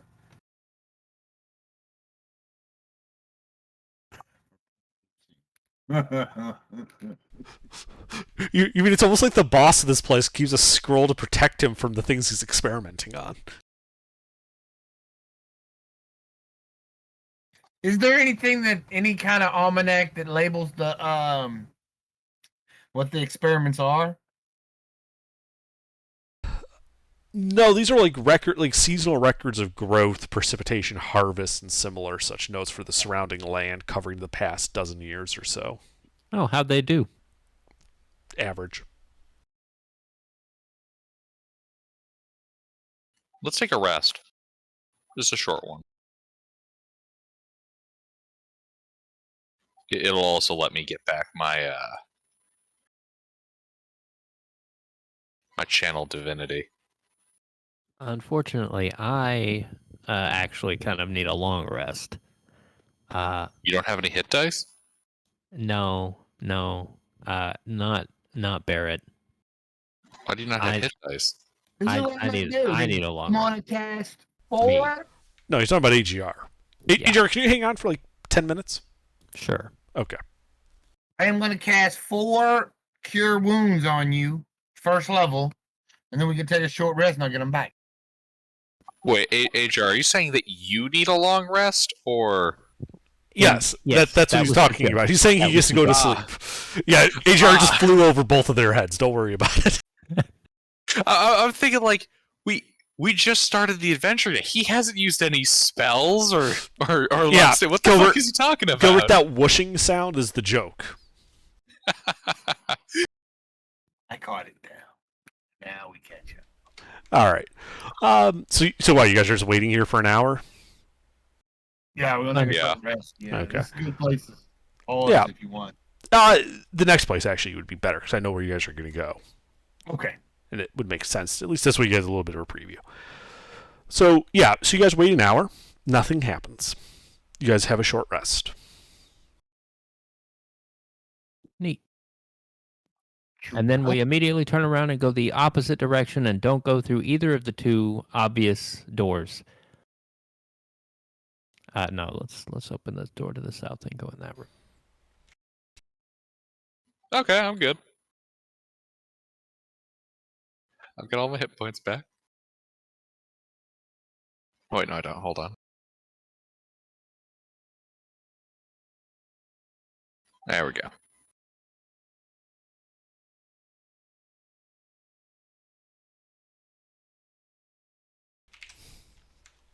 I've only taken 8 damage.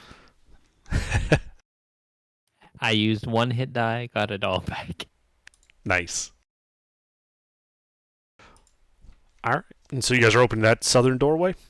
Yeah, that's fine. All right. So you open that door, revealing a sagging chamber, the collapsed southern wall opening into a vast cavern. Luminescent fungus on the rough walls and the high roof loom over a twilight grove of bushy growths and other woodly-looking plants. Ruined walls and hollow towers protrude from these areas. Yellowish egg sacs seem to be growing from these viney bushes.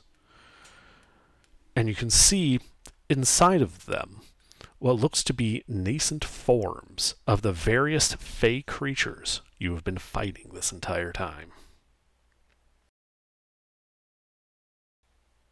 The chamber continuing off to the south.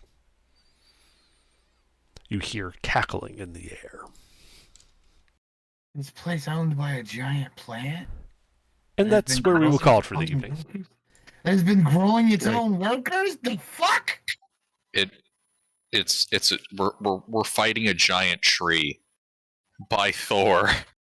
I mean, He was right. The trees do be evil. they're growing their own workers. The fake creatures we've been fighting that throw lightning at us are grown here. Yes, that they appear to be growing in those fleshy egg-like sacs. Oh my goodness. So then... You guys are the worst drinking buddies ever. Hey. Right.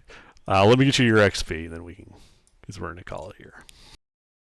Yeah, that's why I wanted you to just stick around, AJR, so you could hear that. Yeah.